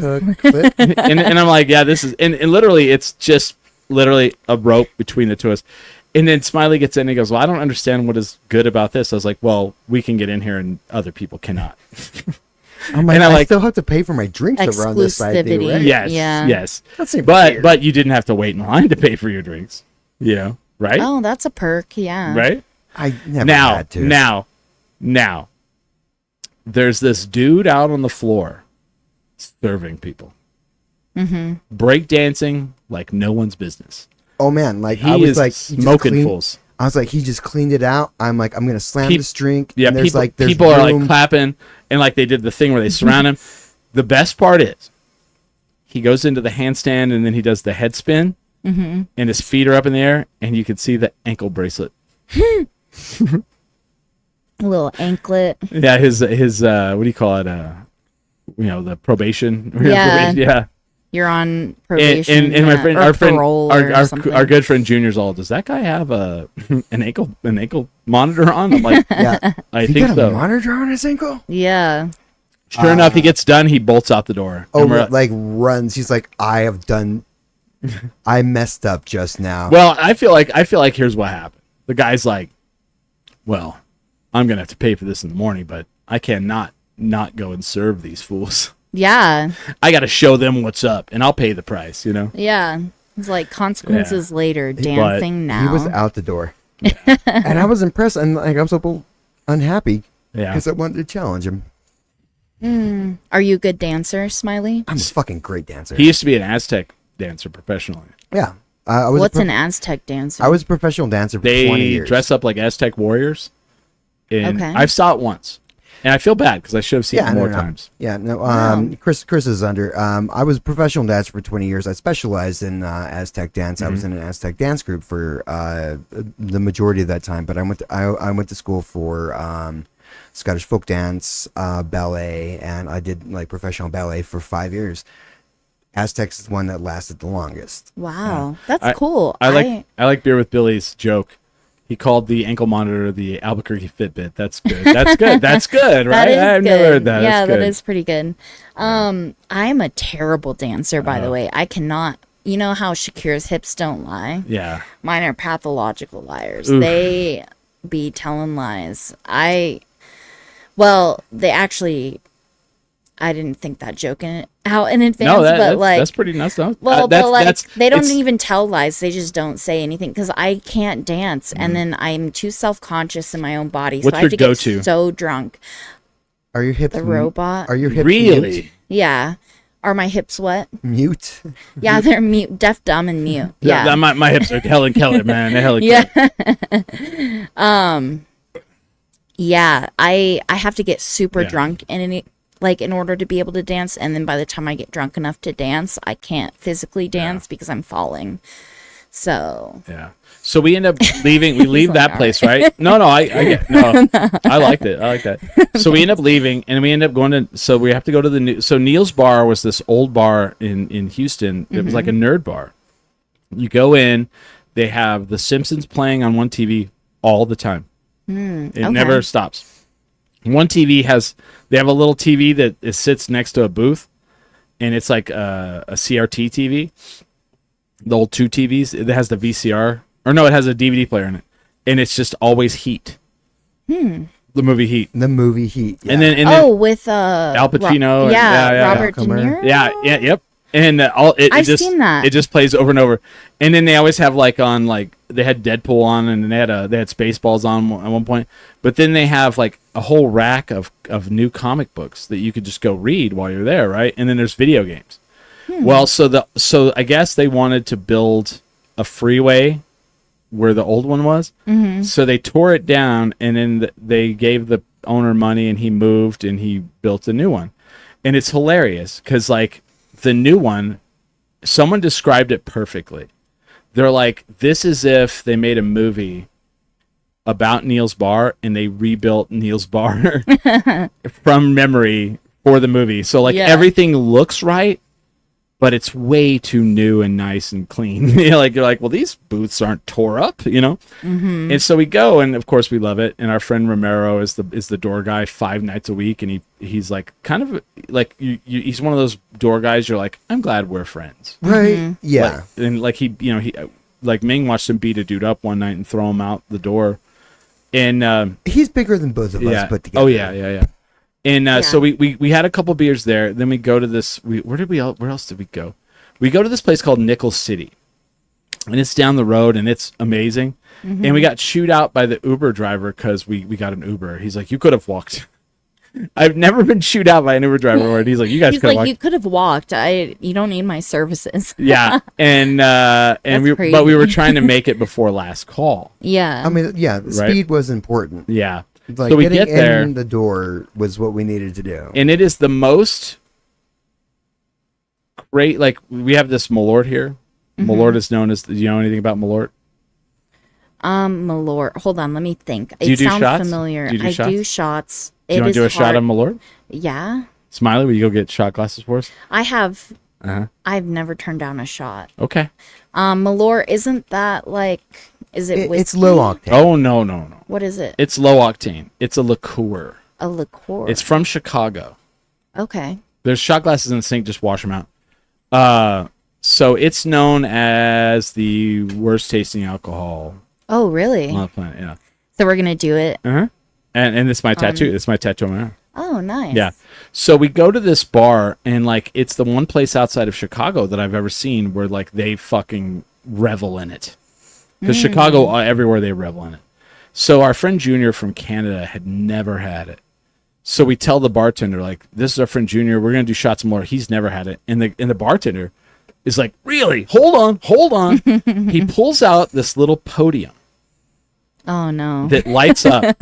Puts like a little one of those small little bourbon glasses on top of it, pours the Malort, and has a glitter that he sprinkles in it, which once you have it, you'll be like, I don't know why they did that. And then sings a Malort song that I need to find out. And it was fucking phenomenal. And I was like, this is fantastic. Wait, I have a question. Uh-huh. It might be a dumb question. May not be. It may not be. Does Malort have anything to do with ducks at all? No. Okay, am I That's thinking mallard? Oh, okay. And that's fair. I don't know why I heard Malort and I immediately thought of ducks. Yeah. So this bar, like I took a picture of a sign, of the sign, and I was like, whoa, this is in Houston? Because like they don't have it all over Texas, but apparently they have in Houston. They have Malort, and because like with Ming, it's a thing with all of us. None of us like it, but we love the idea that it's just not good. You know? Should I try to take the shot with no face? Should I try to keep a straight face? I kind of want to challenge myself. Okay. The sign outside of that place says, "Do you want to defy gravity? Try Malort," which is not true. It's not heavily. But Beer with Billy said, "What is wrong with you?" Because we drink it. And so after that bar, it's like late as shit.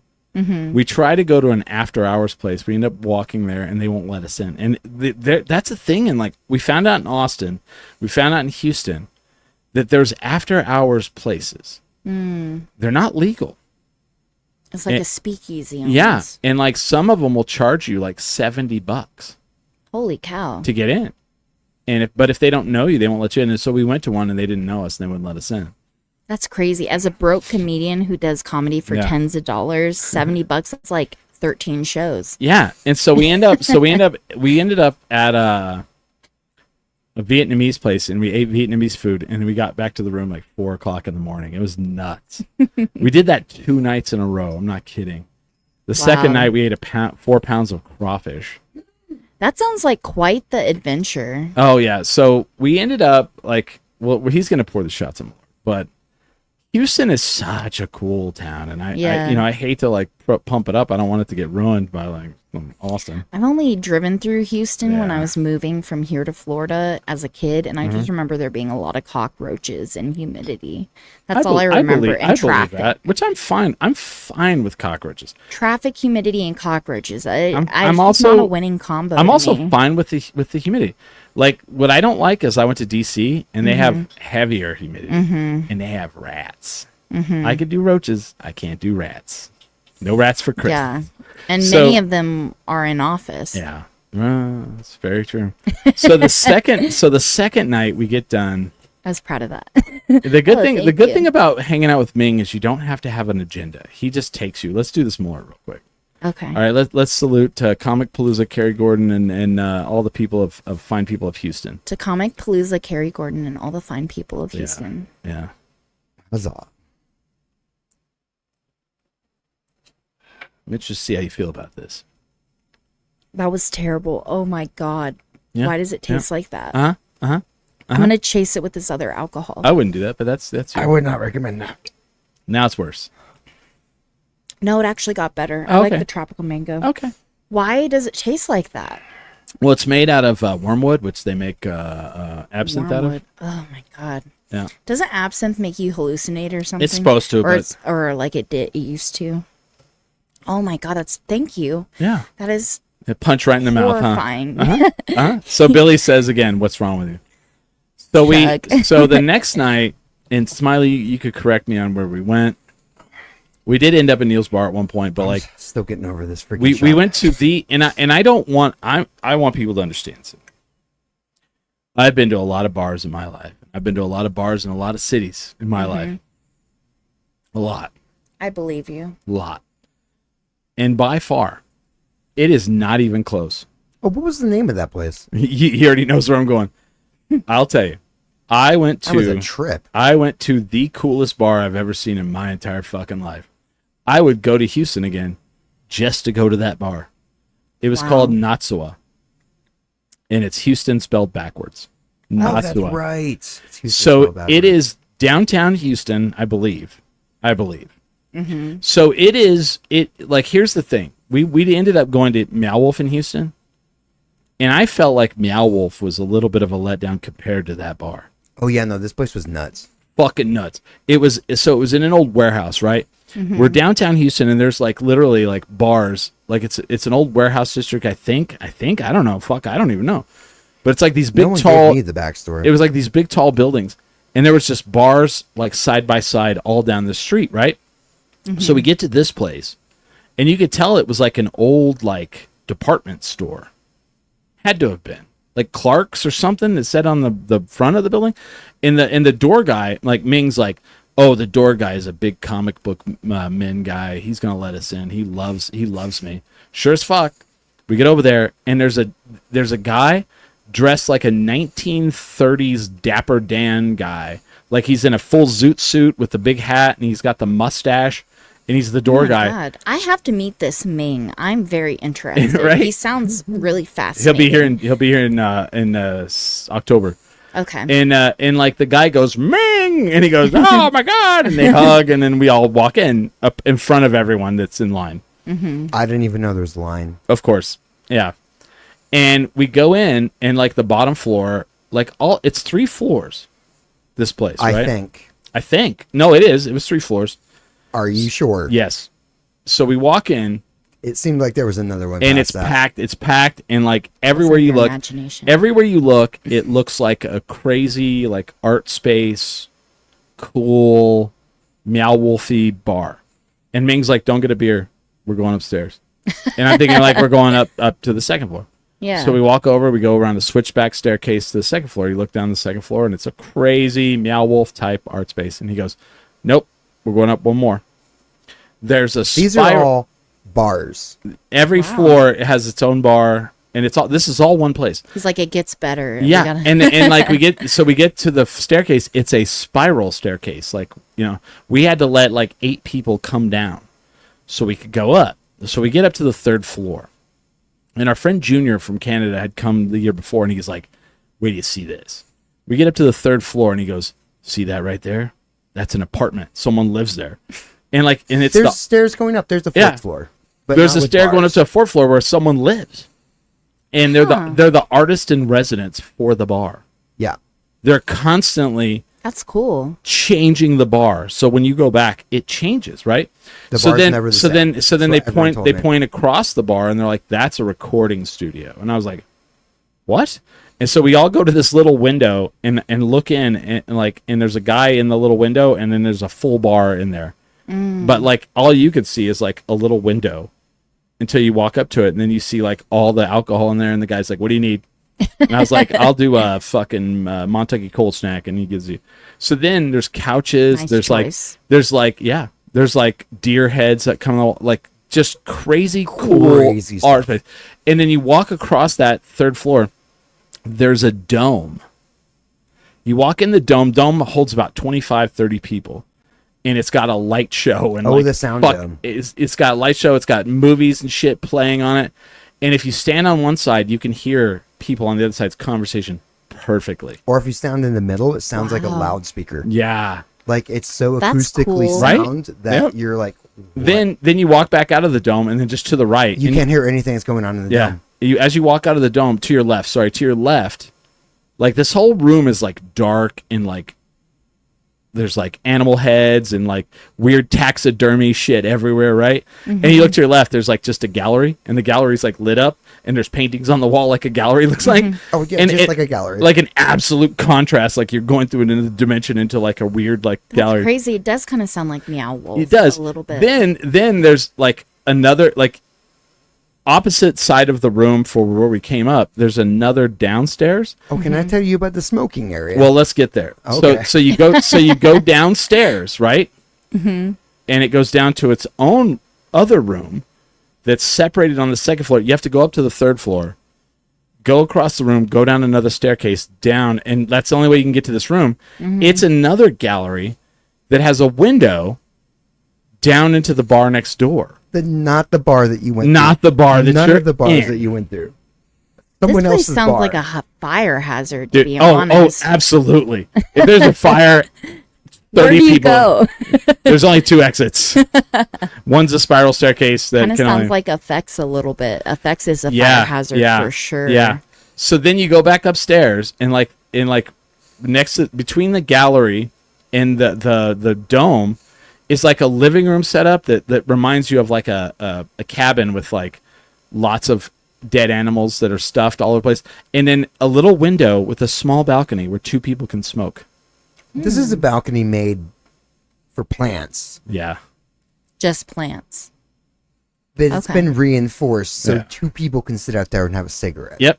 And that's Yep. it. That's That the sounds smoking area. pretty fun. It was No, it fucking was amazing. insane. It was fucking amazing. So the whole time, so like You just made a new all right. friend. so everyone we're Hi, with. I needed to have So- some cigarettes. So we have like 10 people with us everywhere we went. And like anytime, and Smiley dips out a lot. Smiley's a dip out guy. I don't understand And what that Irish goodbye. They No. always say He that. he just goes on his own and like, I do so, that too. So everybody would be like, what's the deal with your friend James? He's kind of crazy, right? Like he's interesting. And like our friend Junior from Canada was really into like he was like James was like an enigma to him. And he was like, man, your friend James, man, I don't know what's going on there. He's like, it trips me out.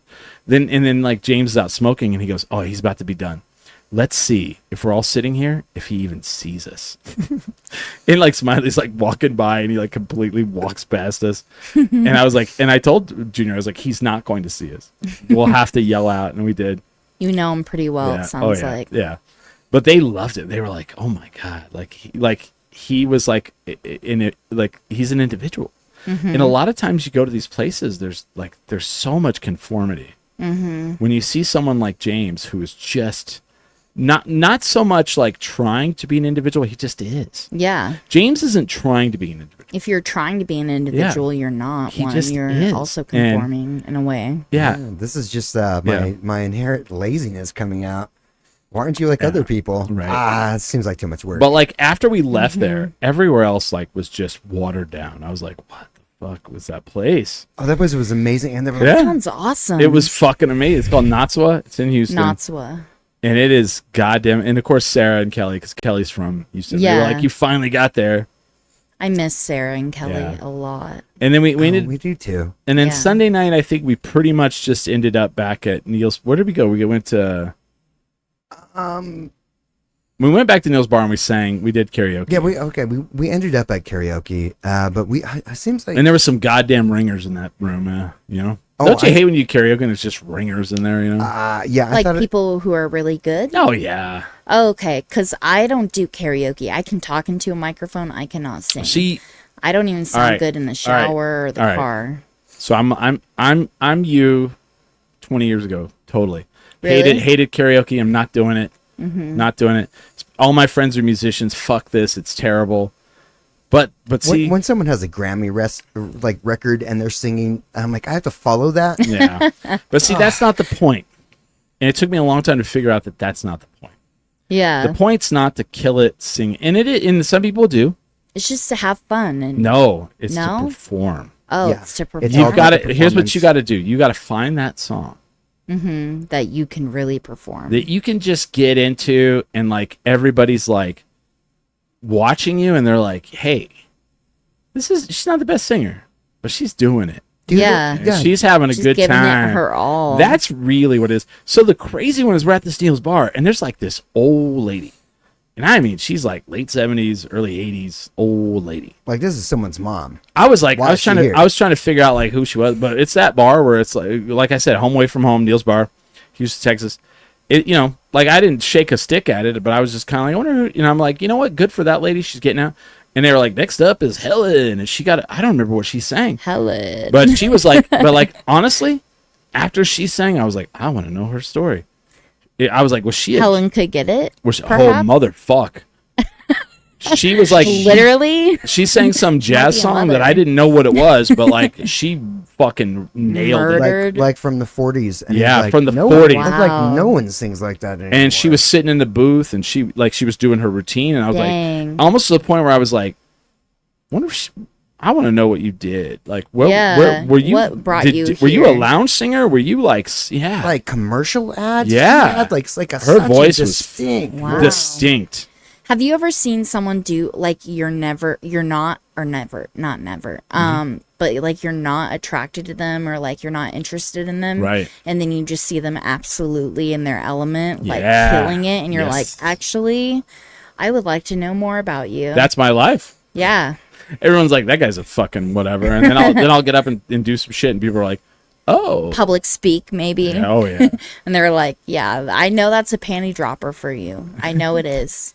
I I know should- you get I- laid from I- after your public speaking. I should do more, right? Yeah, you should if you want to get laid more. That's a lot of yeah. I like mean, it. it's a lot of work, but Yeah. I mean, at least have the option, and then you can No. turn it down The if public you're tired the or public whatever. the public speaking part's not the work. That's I just you know. haven't heard the No, I know, the it's phrase the panty sex dropper. Panty dropper. in a long time. I'm like, what? Oh, do you guys want to hear a panty dropper fact of mine? Fuck yeah. Sure. Fuck yeah. Who don't? Who don't? I don't break this out on first dates or anything because I'm too embarrassed, but I can actually rap pretty well. Fuck yeah. But like, I still sound. The problem is Wait a I minute. still sound like a basic white girl, and I can't say 1% of the words. Yeah. Or maybe a higher percentage depending on the song. But like Gold Digger, I can rap the entirety of Gold Well, then, Digger. why on forever earth are by- you not doing Gold Digger at karaoke? I have, and it didn't go super well Well, you gotta work because on it. I was scared and like I got off with my rhythm and stuff. Oh. But like I can So? rap all of it, and same with Forever by Drake, Kanye, Lil Wayne, and Eminem. All right. And You have to let it go that you're not on. Yeah. Like you have to let it go that you're not perfectly with in sync. You Yeah. have to let You're, it. you're driving the rhythm. You're You are. driving it, and then like you have to like if you get off too much, you just stop and then catch up. okay. Like you just and then because no one gives a fuck. Stop Yeah. and then take a drink of your beer, whatever. I get And then so and then many and then do this. Go like Stop. fuck, you know, no one gives a Yeah. shit. Like and then they're like, Yeah. well, they're having fun. Who cares? It's a Yeah. performance, but you're not Yeah. a professional, so No. like, gotta give you some leeway. And then be like, yeah, Yeah. just be like, whoops, you know, Yeah. just be all, oops. Oopsie daisy. Yeah, have fun with it. Get stupid. Accidentally say the N word. Oops. No, I'm do just, that. I'm just kidding. See, That we- was a joke. we did. did it on Sunday night, and I don't know how Smiley was, but my voice was blown out more than it is right now. My voice is very blown out right now because of allergies. But Sunday night, I could barely talk, and we sang. Well, Ming that- and I did Teenage Dirtbag. Yeah, you had backup. Yeah, Like between the two of you, and Ming's voice was blown out too. yeah, we both were blown out, and I did the female part of Teenage Dirtbag as well. Death metal songs like the Purple Heart or what? I don't. Like I don't metal. Oh no, that requires. MEDA. But see, here's what I think. Here's what I think is better. I did Depeche Mode Yeah, he did Depeche Mode. because Okay. my voice was And people already- cheered him. But here's the thing. Do something that's not only not you, but it's like as far away. That's why I rap. Yeah, exactly. See, I think that's right I there. have no street cred, but when I rap, Yeah. I get at least a couple points of street cred. See, like mine, like the ones I'm like lining up to do is more Mm-hmm. Neil Diamond. Ooh, okay. Hello again, hello. You know, just Ooh. called to let you You know. can keep You know? working on it. Wow. See this guy. See, I don't care. I don't care that he said that. I'll still do it. Everywhere around the world. You know, I'll do it. That one's a little better. They're coming to America today. Do that one. I'm singing the other one just for you. See, now I want to do it to spite him. Spite's a powerful motivation. Yeah. Oh my God, I'm so glad I'm here, you guys. Sorry, I've had enough alcohol where I'm feeling sentimental. And like, I've done a podcast before, but I don't have much experience with podcasts, and it's really fun. I really like it. I appreciate So that. thank you for having me again. Yeah. You guys have been excellent course. hosts. Like when and- people get nervous, I'm like, don't be nervous. This will be fun. We'll have a good time. Mm-hmm. We'll hang out. We'll have a good time. And, yeah, you it's know. the throne that makes them nervous. Like, Is it really? See, this is new. Yeah, this is new. The throne is new. I've had people too, they're like, I would like to sit in. I'm like, well, it's good for photos. It's uncomfortable as hell. It is not comfortable. I at have all. sat in it Yeah. before at dry heat. It's not the comfortable. crack a laugh. Yeah, not comfortable. Yeah, it's not comfortable at all. No. And it's I'm in weird. a comfy seat. It only weighs like 40 or 50 pounds. It's not heavy. Like I can carry this all the way out to the front and put it in the car. It's unwieldy. Muscle 'cause- man over here. No, it's not. I'm telling you, it's not heavy. I know. Look at this guy. It's like it's not heavy. It's light work to me. Yeah. I It ain't don't heavy. even break a sweat. Excuse me, miss. I'll carry that for you. That's a truck, sir. I can get it. Shoulder yeah. voice says, "Oh, little Bobby says, holy crap! I've been listening to Neil Diamond's entire discography. Today, I'm on hell his yeah. 20th album, late 80s era. Neil Diamond has over 20. I love Neil Diamond, by the way. And, Not obviously not enough if you don't know that he has 20 albums. I did not know that. I know he had Fake to. fan. I know he had to stop because he had dementia. So poor That'll guy. do it. That'll do it. I already Well, wrote I've the seen song. I've seen the jazz singer I wrote the song 7 times. I've seen the jazz singer 4 times. If that tells you anything. Yeah. He he wakes up every day. He's like have you seen 50 First Dates where they Yeah, have to show her the like video in the morning? Yeah. And it kind of reminds me of Biden too. I forget who, but someone has a joke that Biden gets to wake up every day and become president of the United States of America, like 50 First Dates. Like they That show would be him, like, that's funny. yeah, and I've got the best idea for a song. I forget Wow. who it You already is. wrote that. Little Bobby says he has 32 studio. All right. Damn, To be fair, I get dementia too. To That's be a lot fair- of albums. I wouldn't remember shit. the OCs have just as many, and I don't know any of all those either. The OCs. Yeah, what's that? Yeah, what is that? The OC, Yeah. like the show? No, there's a band Wait, called the OCs, Okay. and they actually fuck things up for themselves because they spell their name differently on different albums. Like in That one does- album, it's yeah. like O and C with apostrophe and S. And some of them, it's OHSEE, but they have like he has They're like trying to be quirky. yeah. But I've seen the OCs. They're very well. See, you guys aren't hipster enough, guys. You don't know who the OCs are. Clearly not. Yeah, I don't know. really don't. You guys seem hipster enough with the glasses, both of you. You're giving John Lennon vibes, like I said during the break, with the colored glasses and the sideburns. So and he you're wears giving his glasses to make fun of me. hipster. Oh, really? Oh my God! It's like hipster in party mode now. No. You're like, I got some glasses to Yeah. make fun of him because I was like, oh, so you guys need these to see. He's making fun of my handicap. Wow. It was COVID. And well, now I get to make couldn't- fun of you both. I couldn't leave the house. It's okay. I don't. my comedic urges weren't as focused. Yeah. I was making masks for my cat. Okay. Wow. For All right. fun. That's weird. Like a face mask. Oh yeah, Okay. We missed the Honestly, story. purr. it's like So- an engineering project. I'm like, how can I scope this down? All right. We missed a story. Oh, what did Oh. we miss? So between Austin and Houston, have you ever been to a Buc-ee's?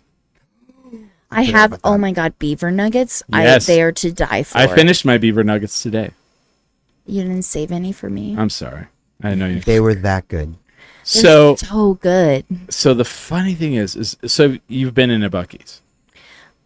I've only been brought beaver nuggets. Oh, I've you've never never actually been been in a Buc-ee's. Okay, so the first time I went to a Buc-ee's, it was like a normal like size gas station, and I was like, "This is Buc-ee's," and Ming was like, "No, it's a little one." so like I wanted to go to a real Buc-ee's. Yeah. So like we're outside of Austin, and you can't miss the billboards. They're like all over the place, right? So you pull They're over. the only billboards. So you pull over, right? And it's the size of like a Walmart Walmart neighborhood grocery store. This is a gas station. Okay. And it is the size, Walmart grocery store? Like the neighborhood ones? Not Like the full on Walmart. neighborhood market or Yeah. whatever. It's like Yeah. it's like a half-sized Love's. Yeah. It's pretty Like a Quick Trip or something. It was, I think, Even bigger than a Quick Trip. oh yeah, like yeah, it's They had pumps on two sides of the building. it the was building big. was large That's enough big time that you for a couldn't gas see the station. other side. You're like, what? Yeah, the building. Yeah, you got couldn't see more the other over side of the there? building from one side to the other, and it's a gas station. Wow. So you walk in, right, and immediately there's the registers because you got to check out. Then then there's like this food circle area, and there, I'm not kidding. There was like 10 people in the middle of it, right, Smiley? 10? Oh, for the checkout area? No, where the food, like where they were where they're chopping up the beef. Oh yeah, they had a kitchen area. They had an open like, kitchen but area but it was where an they're- open, like it was like a circular thing, right? And there's a Just person like in a the middle. horseshoe. There's a person in the middle with like a blade with handles inside, and they're just chopping up beef like this. And then there's like 9 other people, and they're like making sandwiches, different kinds, wrapping them and throwing them like McDonald's style down a thing. So like on different areas of the circle, there was like breakfast tacos. There was like a ham melt. Then like I don't even know. There was like all the way around. Like you could get fucking whatever. Then Cool. you turn left, and I can't even like it's so surreal. There was a whole area retail. that not just retail, like the live, laugh, and love retail area. Oh my God. I had a sign in my room Yeah. that said that because I'm Yeah. one of those live, laugh, love white But girls. like You guys should be sponsored by Buc-ee's and Topo Chico. well, but like that whole area. Yeah. And when I say the live, laugh, and love area, they had couches, they had tables, they had like wall clocks, and it was like a whole fucking section, right?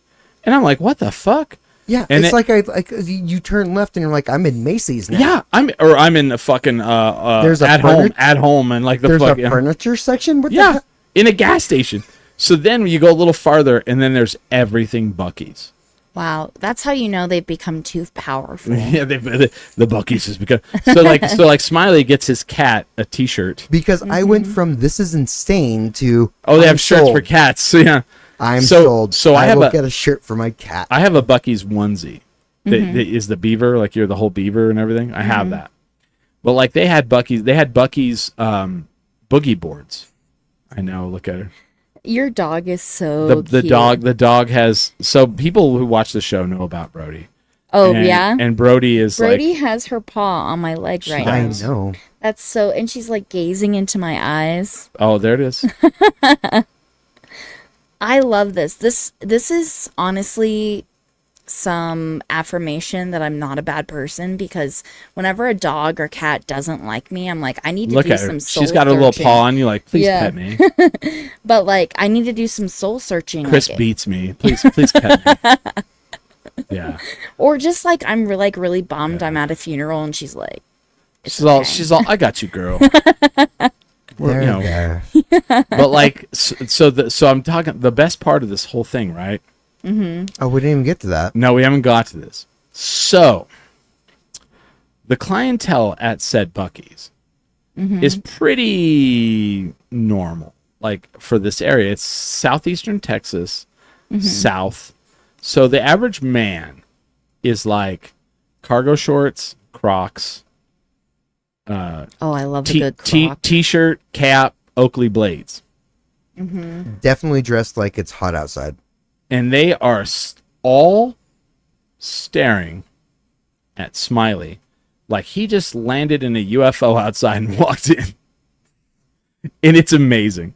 Like everyone is looking like as he walks by, they're like looking at their wife like, what the fuck is that? Like, what the shit, man?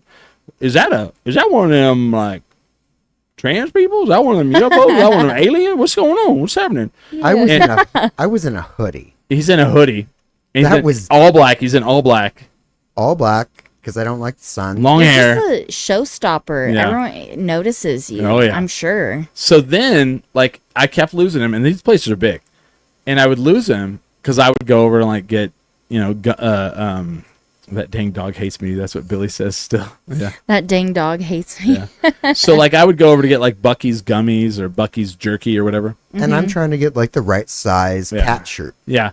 So I would lose him, and then all I would do is, here's how I found him. I would just scan across the horizon of the store because it's so big, and I'd go, oh, there he is. Because everyone's staring at me. Well, and you stuck out like a sore thumb in this place because like no one looked like you.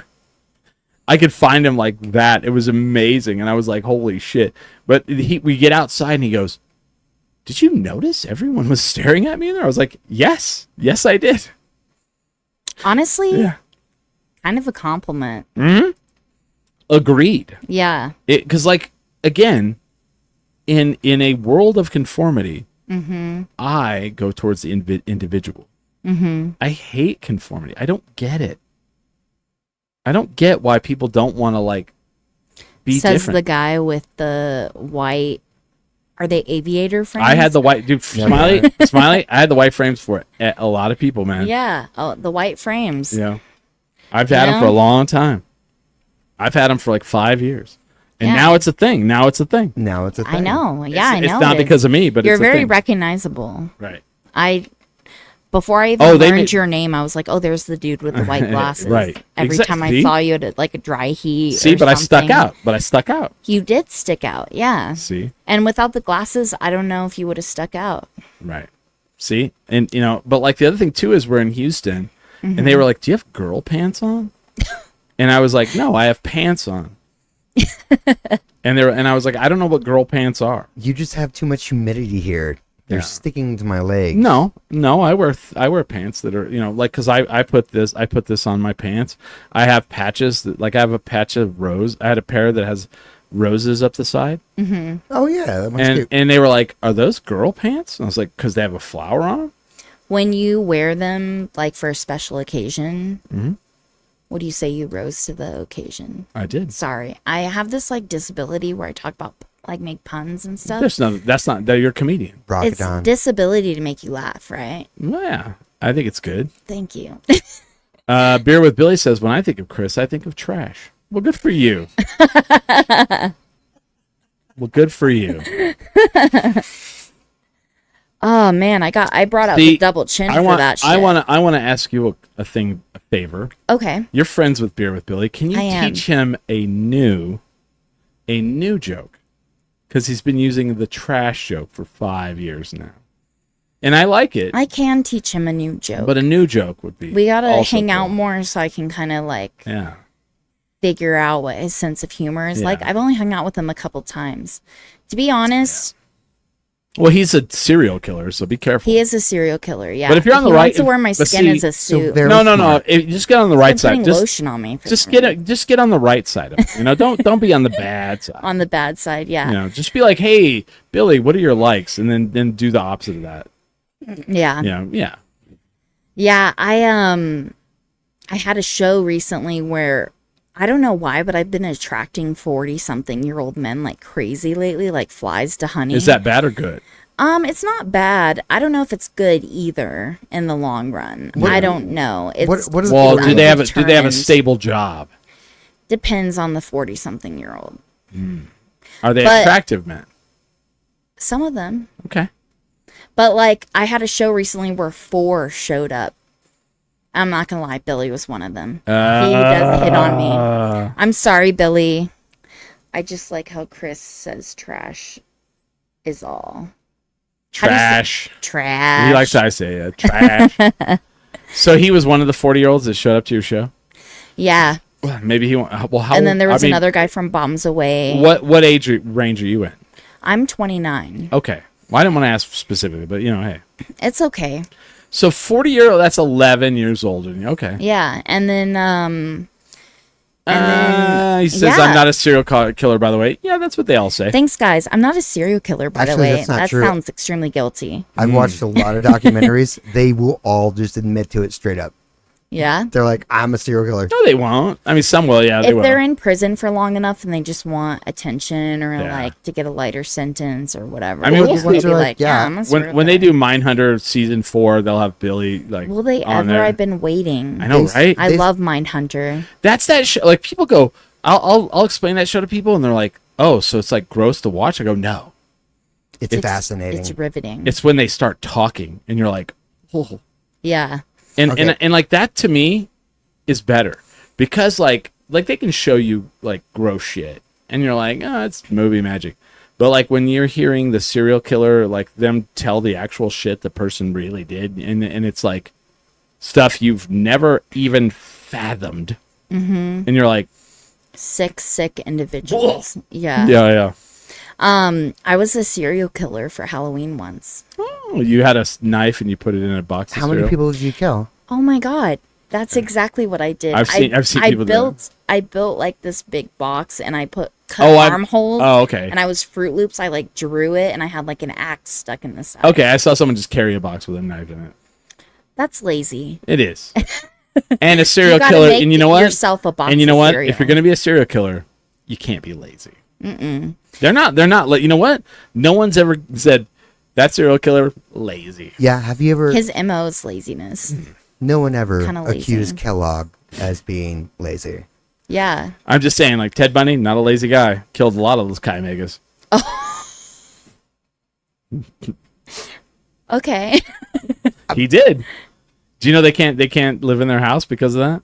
No. You know that story? So like Ted Wait, Bundy. did you hold on. Will you repeat what you said? Okay. So Ted Bundy killed a bunch of Chi Megas. Oh, With Okay, with a I log knew that. with a log of wood. yeah. You're right. That is So- not what I thought you said. No, he killed a bunch of them, and so they are not allowed to live in their house. Okay. That's yeah. part of their. That's part of their like sorority or women's fraternity. What do you want to call it? Well, I had a quote in Mm-hmm. college, and they had a Word document of like quotes that girls in the sorority said, and I actually made it. It was like from 2017, Uh-huh. and it was my ex-boyfriend. I was like, he's kind of crazy. He might go all Ted Bundy and start killing girls that look like me. And I was like, those poor homely bitches. Oh my God, that's It was- amazing. It was just a little joke I would like to do. Yeah. But yeah, he was a little crazy, and like by a little crazy, Mm-hmm. I mean a lot. Like tracked my location, called me 60 times in a row, didn't want me to have friends, got really mean when he drank, like a lot of red flags. He loved you. I'm just kidding. That sounds awful. He did say I love you like 2 months in. Yeah, he was very toxic. And that's with my mom as a Yeah. therapist. I was like, I see all the red flags pretty early on. Mm-hmm. And there's a BoJack Horseman quote where it's like when you're in love, it's like wearing rose colored glasses. Yeah. And when you're wearing rose colored Wait. glasses, I'm sorry. all the What red colored flags- glasses? Rose colored. Oh. When you're wearing rose colored glasses, all the red flags just look like flags. I know, I got it.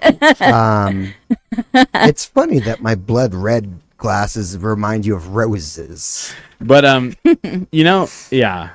That might be a you're right. red You're flag. right. So the thing that it's weird. Like BoJack Horseman comes up like so many times in my life. I love It's BoJack one of Horseman. it's one of those things where like you tell someone you're like, they're like, have you watched that show? And you're like, yeah. You're like, is it funny? And you're like, No. yes, it is. It's painful. And then it gets fucking deep. Like the puns are amazing. The puns are It's very clever. like the animals and their jobs are fucking great. Like I like the newscaster was like a whale. That made me laugh so hard. But then like how it's like one of the darkest shows I've ever fucking seen in my entire life. And it hits a little too close to home. Yeah. It does. And Especially the whole when they're in Santa Fe or whatever. oh yeah. And then like when he's trying to be secretariat and he's like dealing with all the shit with his like father and you're like yeah. It's a dark Oh, show, but I love fucking it. dark. And Will Arnett, man, I love Will Arnett, but yeah, like honestly, I don't know if I could go back and rewatch that show. I couldn't watch it in the first place. Why? I looked at it and I was like, fuck this shit. I like happy stuff. Oh, it's not happy. Yeah, it is not happy. It took me 3 episodes to be like, Yeah. not for me. Three. Shit, like you get into like season 3 and you're just like, oh my god, I'm depressed. How long's it after been watching on? this. It's over. It's over now, yeah. But but in the later like 5 seasons, or 6 seasons? I couldn't see the thing keep going. It was so depressive in like 3 episodes. I was like, fuck Re- this thing. in I'm 3 It's you depressing. you caught that in 3 serial killer. I'm like, this I'm not gonna watch this. You know, I actually I was all about the I've- Venture Brothers. Venture Brothers? Yeah. Okay. Let's circle back to that. So what I was going to say is, I think I should have been serial killed by now. I have done so many dumb things with men on dating apps where I was just like, because I kind of didn't want to live. Meet me at the truck stop. Yeah, I was like, I didn't want to live anyway. So I was like, I hope my true crime podcast episode is good. But like, no, I know that's pretty dark. But they're all. And then she was stabbed repeatedly in the truck stop bathroom. Anyway, this episode is sponsored by Goop. Yeah, I should have been naturally selected like multiple times. Wow. And I don't know, the universe wants me here or something. I did not get naturally selected. There you go. Should have been. There you go. Yeah, just a little side note. Let's circle back to the Venture Brothers. You like the Venture Brothers? I've never heard of them. That's why I wanted to ask. Oh, for real? What's the Venture Brothers? I mean, our Brothers? friend is one of the voices. Really? The Venture Brothers is a. It's a parody on Johnny Quest. Yeah. It was on Cartoon Network, and you know Johnny Quest, like from the 50s. From the 50s. I know Johnny Bravo. It's an animated adventure show. Yeah, so in Johnny Quest, 50s, for the 50s, Hanna-Barbera. Right. And the whole characters were like these Johnny Quest was like super scientist and his son, bodyguard and his son and his son's paid best friend. The Johnny Quest or the Johnny Quest. Yeah. So then when they made the Venture Haji, Brothers, they had like Haji was like the Indian bodyguard. No, that was Indian best friend. Indian best friend. Anyway, so it was like it was like really famous in the 50s, and like kids would watch it on Saturday mornings. So like whoever the guy was that created Johnny Venture Brothers, that would be Doc Hammer. And, right. They were like they literally made fun of it. And they made fun of like they took it wholesale and made it like an adult product. Right. It's Doc Hammer. I don't know if I want to go to a doctor that was like everything looks like a nail. You know? Well, yeah. but like the show Venture Brothers makes fun of like a lot of pop culture like stuff. Cool. I might like it then. So the funny thing is, so like, do you know who Patrick Warburton is? He was did you ever watch Seinfeld? Yes. He was Putty. Okay. Elaine's boyfriend. So he's our friend. We met him in El Paso. Wow. So he's one of the voices. You know, you're friends with someone from Seinfeld. Yes. That's insane. Did we not hang out with him? Oh my God, I'm so starstruck right now. I never thought of it that way. So I'm only like 2 degrees of separation from someone on Seinfeld. I texted him the other day, and he was like, I was telling him about. I didn't watch Seinfeld until recently. Yeah, but he's the bodyguard in it, and so the bodyguard. So he's premise, Brock Sampson. The whole premise of the show is the main character, Dr. Venture. His father was like this amazing scientist, but has passed away, and he's kind of living off of the dregs of it. Yeah, but like he's still kind of smart, and then he has 2 sons, and they're the Venture Brothers, and they're the scampy little milking the cow, and they're like 19 Go Team Venture, and they're 1950s naive. Okay. And then they have the bodyguard who's Brock Sampson, and he's like has a license to kill. He's got a mullet, and he's massive, and he's like, "Get behind me, boys!" He's got that voice because it's Patrick Warburton. He's a Swedish murder machine. Yeah, and there's like a scene where like Swedish murder one of the Brock. Yeah. Why are you naked? To play on their fear. To play on their fear, yeah. And like it's amazing. Like so, there's a whole scene where like one of the villains steals his car, and they're gonna run him down. And I love it because he just turns his back to the car and he's all. He just swan dives into it. No, and then as soon as the car gets to him, he just lifts his legs and smashes through the windshield and crushes the guy, and he's driving. Oh, and wow. I was like, that was amazing. There's a whole. Okay. It's been consistently written by the same 2 individuals. Yeah, and they took them forever to finish it, but it's so funny because they do this. They do their own writing and they do their own animation. And so every season they make fun of Doctor. 3 years. They make fun of Doctor Strange, Ooh. and he's their neighbor, and he has a teenage daughter, and he's always like, "The metaphysical world is blah," and they're like, "Whatever." It's like if all these like crazy comic book characters lived in the real world. It's very funny, but. Yeah, nerds. That's cool. Anyway, so yeah, Venture Brothers. Okay, I'll have to check it out. It's worth watching. It's very, but you have to like. It is, and it's finished now. Yeah, so it's finished. You can actually like I don't watch have to the end entire on a cliffhanger or anything. No, they made a movie to finish it off. Yeah, so. but there's like a villain. There's like a villain in it, and his name is Phantom Limb. like his torso and his head and the upper parts of his legs are visible, but his lower legs and his lower arms are not. Mm-hmm. And you're like, but what benefit does that have of you? Yeah. I am phantom limb. But it's just silly. Like, but yeah, all the like a lot of the characters in there are just silly. Yeah. Ignore me. Is this normal? No. Okay. With the dog? No. Yeah. Oh no. Absolutely not. Okay. Like we're going over like- town, like going over time, and she should be like barking like crazy. She usually gets Really? upset if we're way over time. Yeah. Yeah. Oh, we're going over time. Yeah. I'm sorry. No, that's good. I love this though. This That's is really good. If we go fun. over time, we're having a good time. Okay, good. Yeah. She's licking my elbow. But Smiley, I want to know with Smiley. What? So Smiley, that was your first time to really go to like Houston that wasn't like an Indian market. I Yes. want to know your perceptions of the whole weekend. It was okay. It was amazing. One, that's easy. But I mean I hate the weather. Oh yeah, it's terrible. It's just humid. But once you get inside, everyone was so nice. So cool, right? I mean, they kept looking in my backpack and not noticing all the booze I was bringing. Right. We kept bringing in booze. And I was like, that's so nice of you because... Well, you ain't got a knife. It's fine. yeah, exactly. They're like, whatever, beep, beep, there's nothing in there. Alcohol doesn't show up on the metal detector. We're not looking for that. And I'm like, oh, thank you, because I'm not going to be sober for this. I think Malort might show up on the metal detector. It might kill somebody, right? That shit was terrible. Dude, okay, check Did this. you see I didn't make a face, though? I was very proud of myself. All right. I tried not to make a face. That was pretty good. So check this shit out, right? Mm-hmm. So like the guest thing, like they have the celebrities there, right? Mm-hmm. There was some decent ones for me, but not really. The big one was Hayden Christensen, Sounds Oh, yeah, familiar. new Vader. Darth Vader. Oh, okay. He's the. Have you ever watched episode 1, episode 2, episode 3? He's new Vader. I have a confession to make. Mm-hmm. I've never seen any Star Wars. I feel like my parents weren't into it. I feel like I missed the boat. No, it's fine. Like I don't know what order to watch them in. Like I'm just 4, gonna- 5, 6, 1, 2, 3. I don't know. I'm and just then gonna need you to leave. Sequels and prequels keep coming out in series. I missed the boat. Well, so okay, when those movies came out, they were not well received with the old Star Wars fans, and especially his performance. It was very wooden. A lot of people hated it, right? So now, smash cut, because that was like early 2000s, right, Smiley?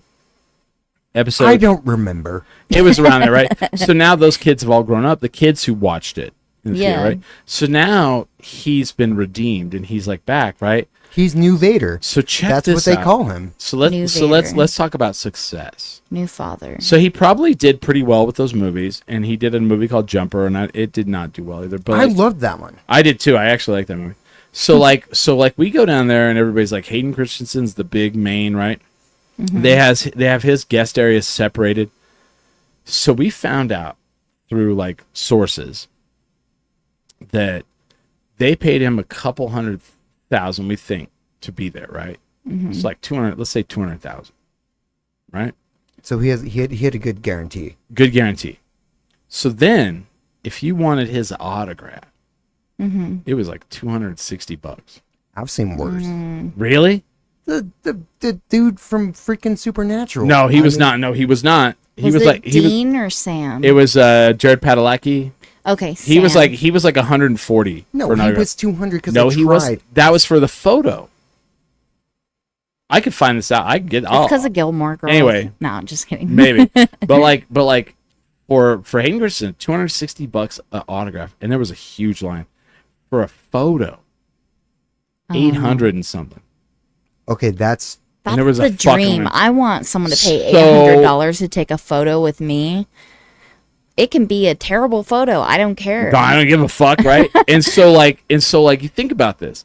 He probably made about close to $500,000 Wow. in a weekend.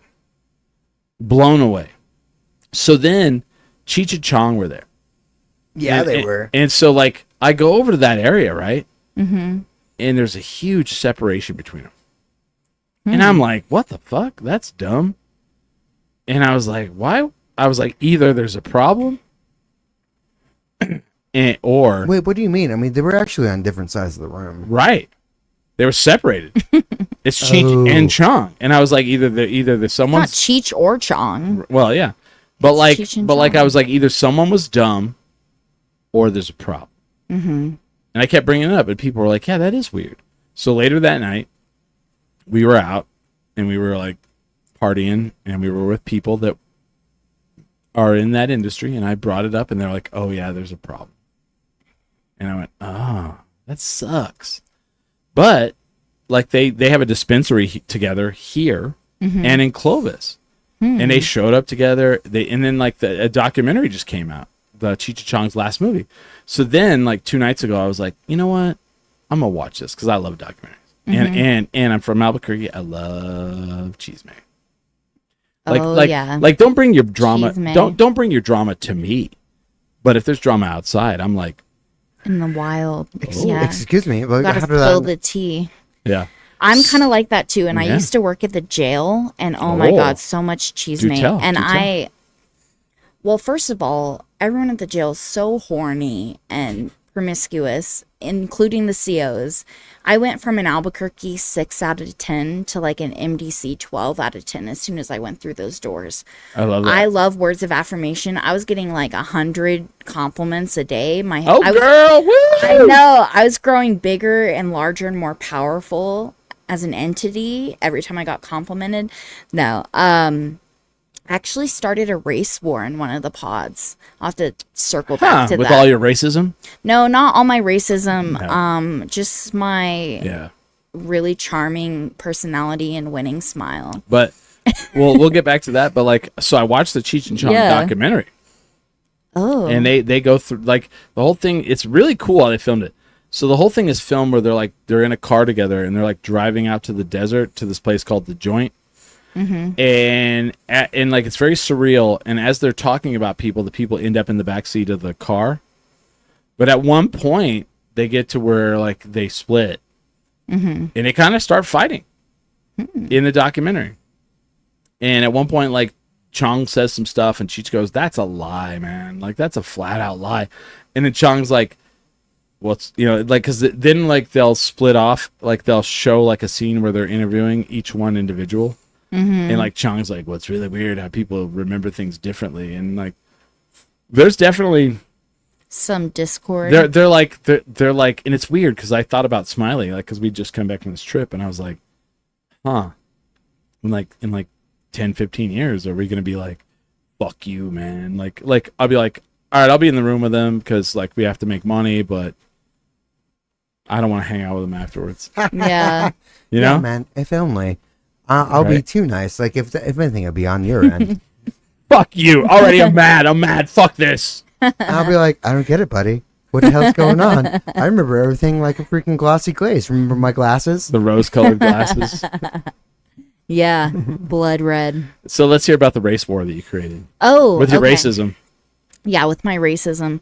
I thought it was some happiness involved. Oh yeah. No, I was just myself, and I didn't look up what people had done. So I was just Oh. kind of like, I just want to treat them like humans, right? Yeah. I don't know their crimes. Weirdo. They were very. Wait a minute. You like They- cheese made, but you didn't look up what people did? Come on. Okay, I did look up what people did, but like, there were so busted. many of them. There were like thousands of inmates. So I'm not looking up what You're all, that everybody guy's did. hot. What? Oh, he killed 4 people? Yeah. Not that hot. Can he murder that pussy though? Is what I'm Oof, asking. No, God. I'm just kidding. Yes, Sorry. yes. That was very inappropriate to say. Anyway, but like black guys loved me at the jail. Oh, okay. Something about being a thick white girl. Oh. And a snow bunny. I heard that term. Oh, A I couple never heard of times. that. I thought that was like cocaine or something, but Yeah. anyway, I think it's just a white girl. But I went into one of the pods, and this black guy, older, he passed me a note. And normally I would read them in the pod because we were supposed to like turn them in if it was like a love letter or something. But I didn't unfold it and read it. I like slipped up and I didn't read it till I was out of the pod. Uh-oh. But I have the whole note memorized. It said, girl, are you a marshmallow? Because you're so thick and white. I'll be milk chocolate melting under you. Let's make a s'more. add me on Facebook. My user or my name is like XX King Pharaoh, XX pictures of me with my granddaughter. What? And that was all he could fit. And I just have it memorized. There's a lot to unpack there. There is. Yeah, that's a lot. But like I turned it in because I didn't want to get fired. Joke's on me. I later got fired for being late. And they started rumors that I like slept with an inmate, but I didn't. But like, yeah, If you do that, I'm on Facebook though, right? No, I didn't. Actually blocked him because I was a little freaked out. But it was honestly though one of my favorite. She's all. I perused his Facebook page for like several hours, then I blocked him. Yeah, no. Yeah, I had to study it, but for psychological science reasons. Yeah, No, that's got to be weird though. yeah, and then I turned it in, and I guess the CO, like the corrections officer, yelled at him in front of the whole pod. Uh-oh. And then a Mexican guy thought that was disrespectful, so he jumped him, and then the black guys started jumping the Mexican guys, and then all I know is I wasn't allowed in that pod anymore. So you were that hot. Who can say? Yeah, I guess so. I don't know. Who Y'all, can say that you should put that on your dating app. You're like, start a race war with my hotness. Pow. Like Helena Troy, but it's just Savannah of MDC. Yes, that's good. That's good. I just You're quick-witted, man. Thank you. I love that. Cute. I love it. Thank you. Yeah. So that's what happened there. What? Okay, let's finish with this. Mm-hmm. You're quick-witted. Where did when you were in elementary school, what was that environment like? Well, it was unique for me because I'm an only child and my dad was in the military. So I moved every 2 to 3 years. And I was painfully shy. Like I wouldn't talk to anybody. I was so like quiet, and my parents honestly thought I would get bullied. I never got bullied. She wants us to throw that. But I never got bullied, even though it really would make sense. Okay. I got bullied in the sorority, actually. I thought it was in the clear. Is that where the quick-witted? Because the bullying causes. No, I was quick-witted before the bullying. But, weird. Okay, you're just natural. Because see, like I grew up like on the south, like where I grew up. I grew up in Clovis, New Mexico. I don't feel like we had the same sort of bullying. Bullying means that like you can protect your face and vital organs. Maybe. It was more like mean girl shit in college. I was going to say, have you met women? Yeah, Jesus it was more Christ. like psychological warfare. Psychologicals, I'd rather get punched. Yeah, right, they would like make group the messages liver. about me and talk shit, and they'd scratch my name off things, and they put gum on my pillow, like on my bed. Yeah, see. And like way worse. Yeah, and things you remember for the rest of your life. Yeah, and like I was already beatings. not doing super great, and I was like, you know what? I kind of would like to kill myself. And then I moved out of that room, and I became house manager, and I just started giving all those bitches parking tickets because they did, but it wasn't just out of nowhere. Like I wasn't crazy with power. It was more they were parking in the wrong areas, and I was she just was like calling them on it. Yeah. But see, I grew up, so like where I grew up, I was like one of the white kids in school. Checks out. So like I was like one. No, there wasn't a lot. So like, but I didn't know any better because like every neighborhood I lived in, I was like, the white kid in like the neighborhood that was brown. Like my friends were all like Hispanic and Mexican. But see, like they would say shit, and so you either had to take it or give it. And you had to like boom, boom, boom, boom. So people are like, man, you're like witty. And I'm like, yeah, because you fucking had to be like on your, you had to like come quick and fast, Yeah. No, I never did that. Yeah. I don't know. Yeah. So that made me wonder. I was just really quiet. And then like at the end of high school, like senior year, I started noticing that if I just blurted out what was in my head, people would laugh. And then I started getting invited to senior parties, and I got popular right at the end. And then we all graduated. And I was like, fuck, I think I peaked in high school, but like didn't get to enjoy it. Yeah. but then you look back on that and you're like, who cares about that? Physically, right? I did peak. No, yeah, really? Physically, yeah. Okay. Why? Were you like an Olympian? No. I love the way you said that. No, I was just probably the hottest I'm ever going to be. It's all downhill from there. You're like, you're in your 20s? Yeah. Barely. Come on. I'm on the outskirts. No. But so what? You know what this guy looked like 10 years ago? 10 years ago, I was 290 pounds. Wow.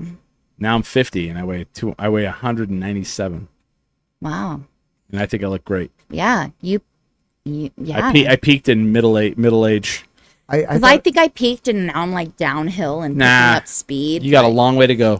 Yeah. Thank you. I thought I peaked in my at 23, and then You like, did. I'm at 40, and I'm in like better shape than I was. He's then. not Yeah. 40. He's older than that. Okay, so you're telling me the best is yet to come. Thank Yes. you. Yeah. That's encouraging. There's a lot. No, like fuck all that. Like the worst thing you could do in life, and this is for everybody, is like put yourself into like a social societal norm and be like, well, I'm this age. What are other people my age doing?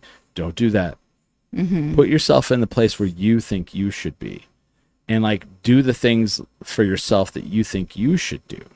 You know what I mean? Yeah. Like don't ever be like, well, I'm this age, so I should be here.